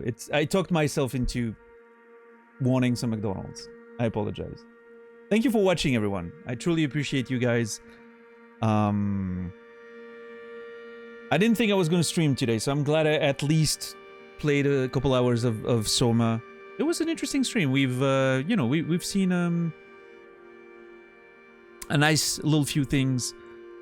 And now we're ready for the next scary part on Sunday. I'm excited. Tomorrow's my day off, by the way, so you guys remember that. And I'll be back on, yeah, Sunday for more adventures of Soma. Let me see if I'm gonna raid out.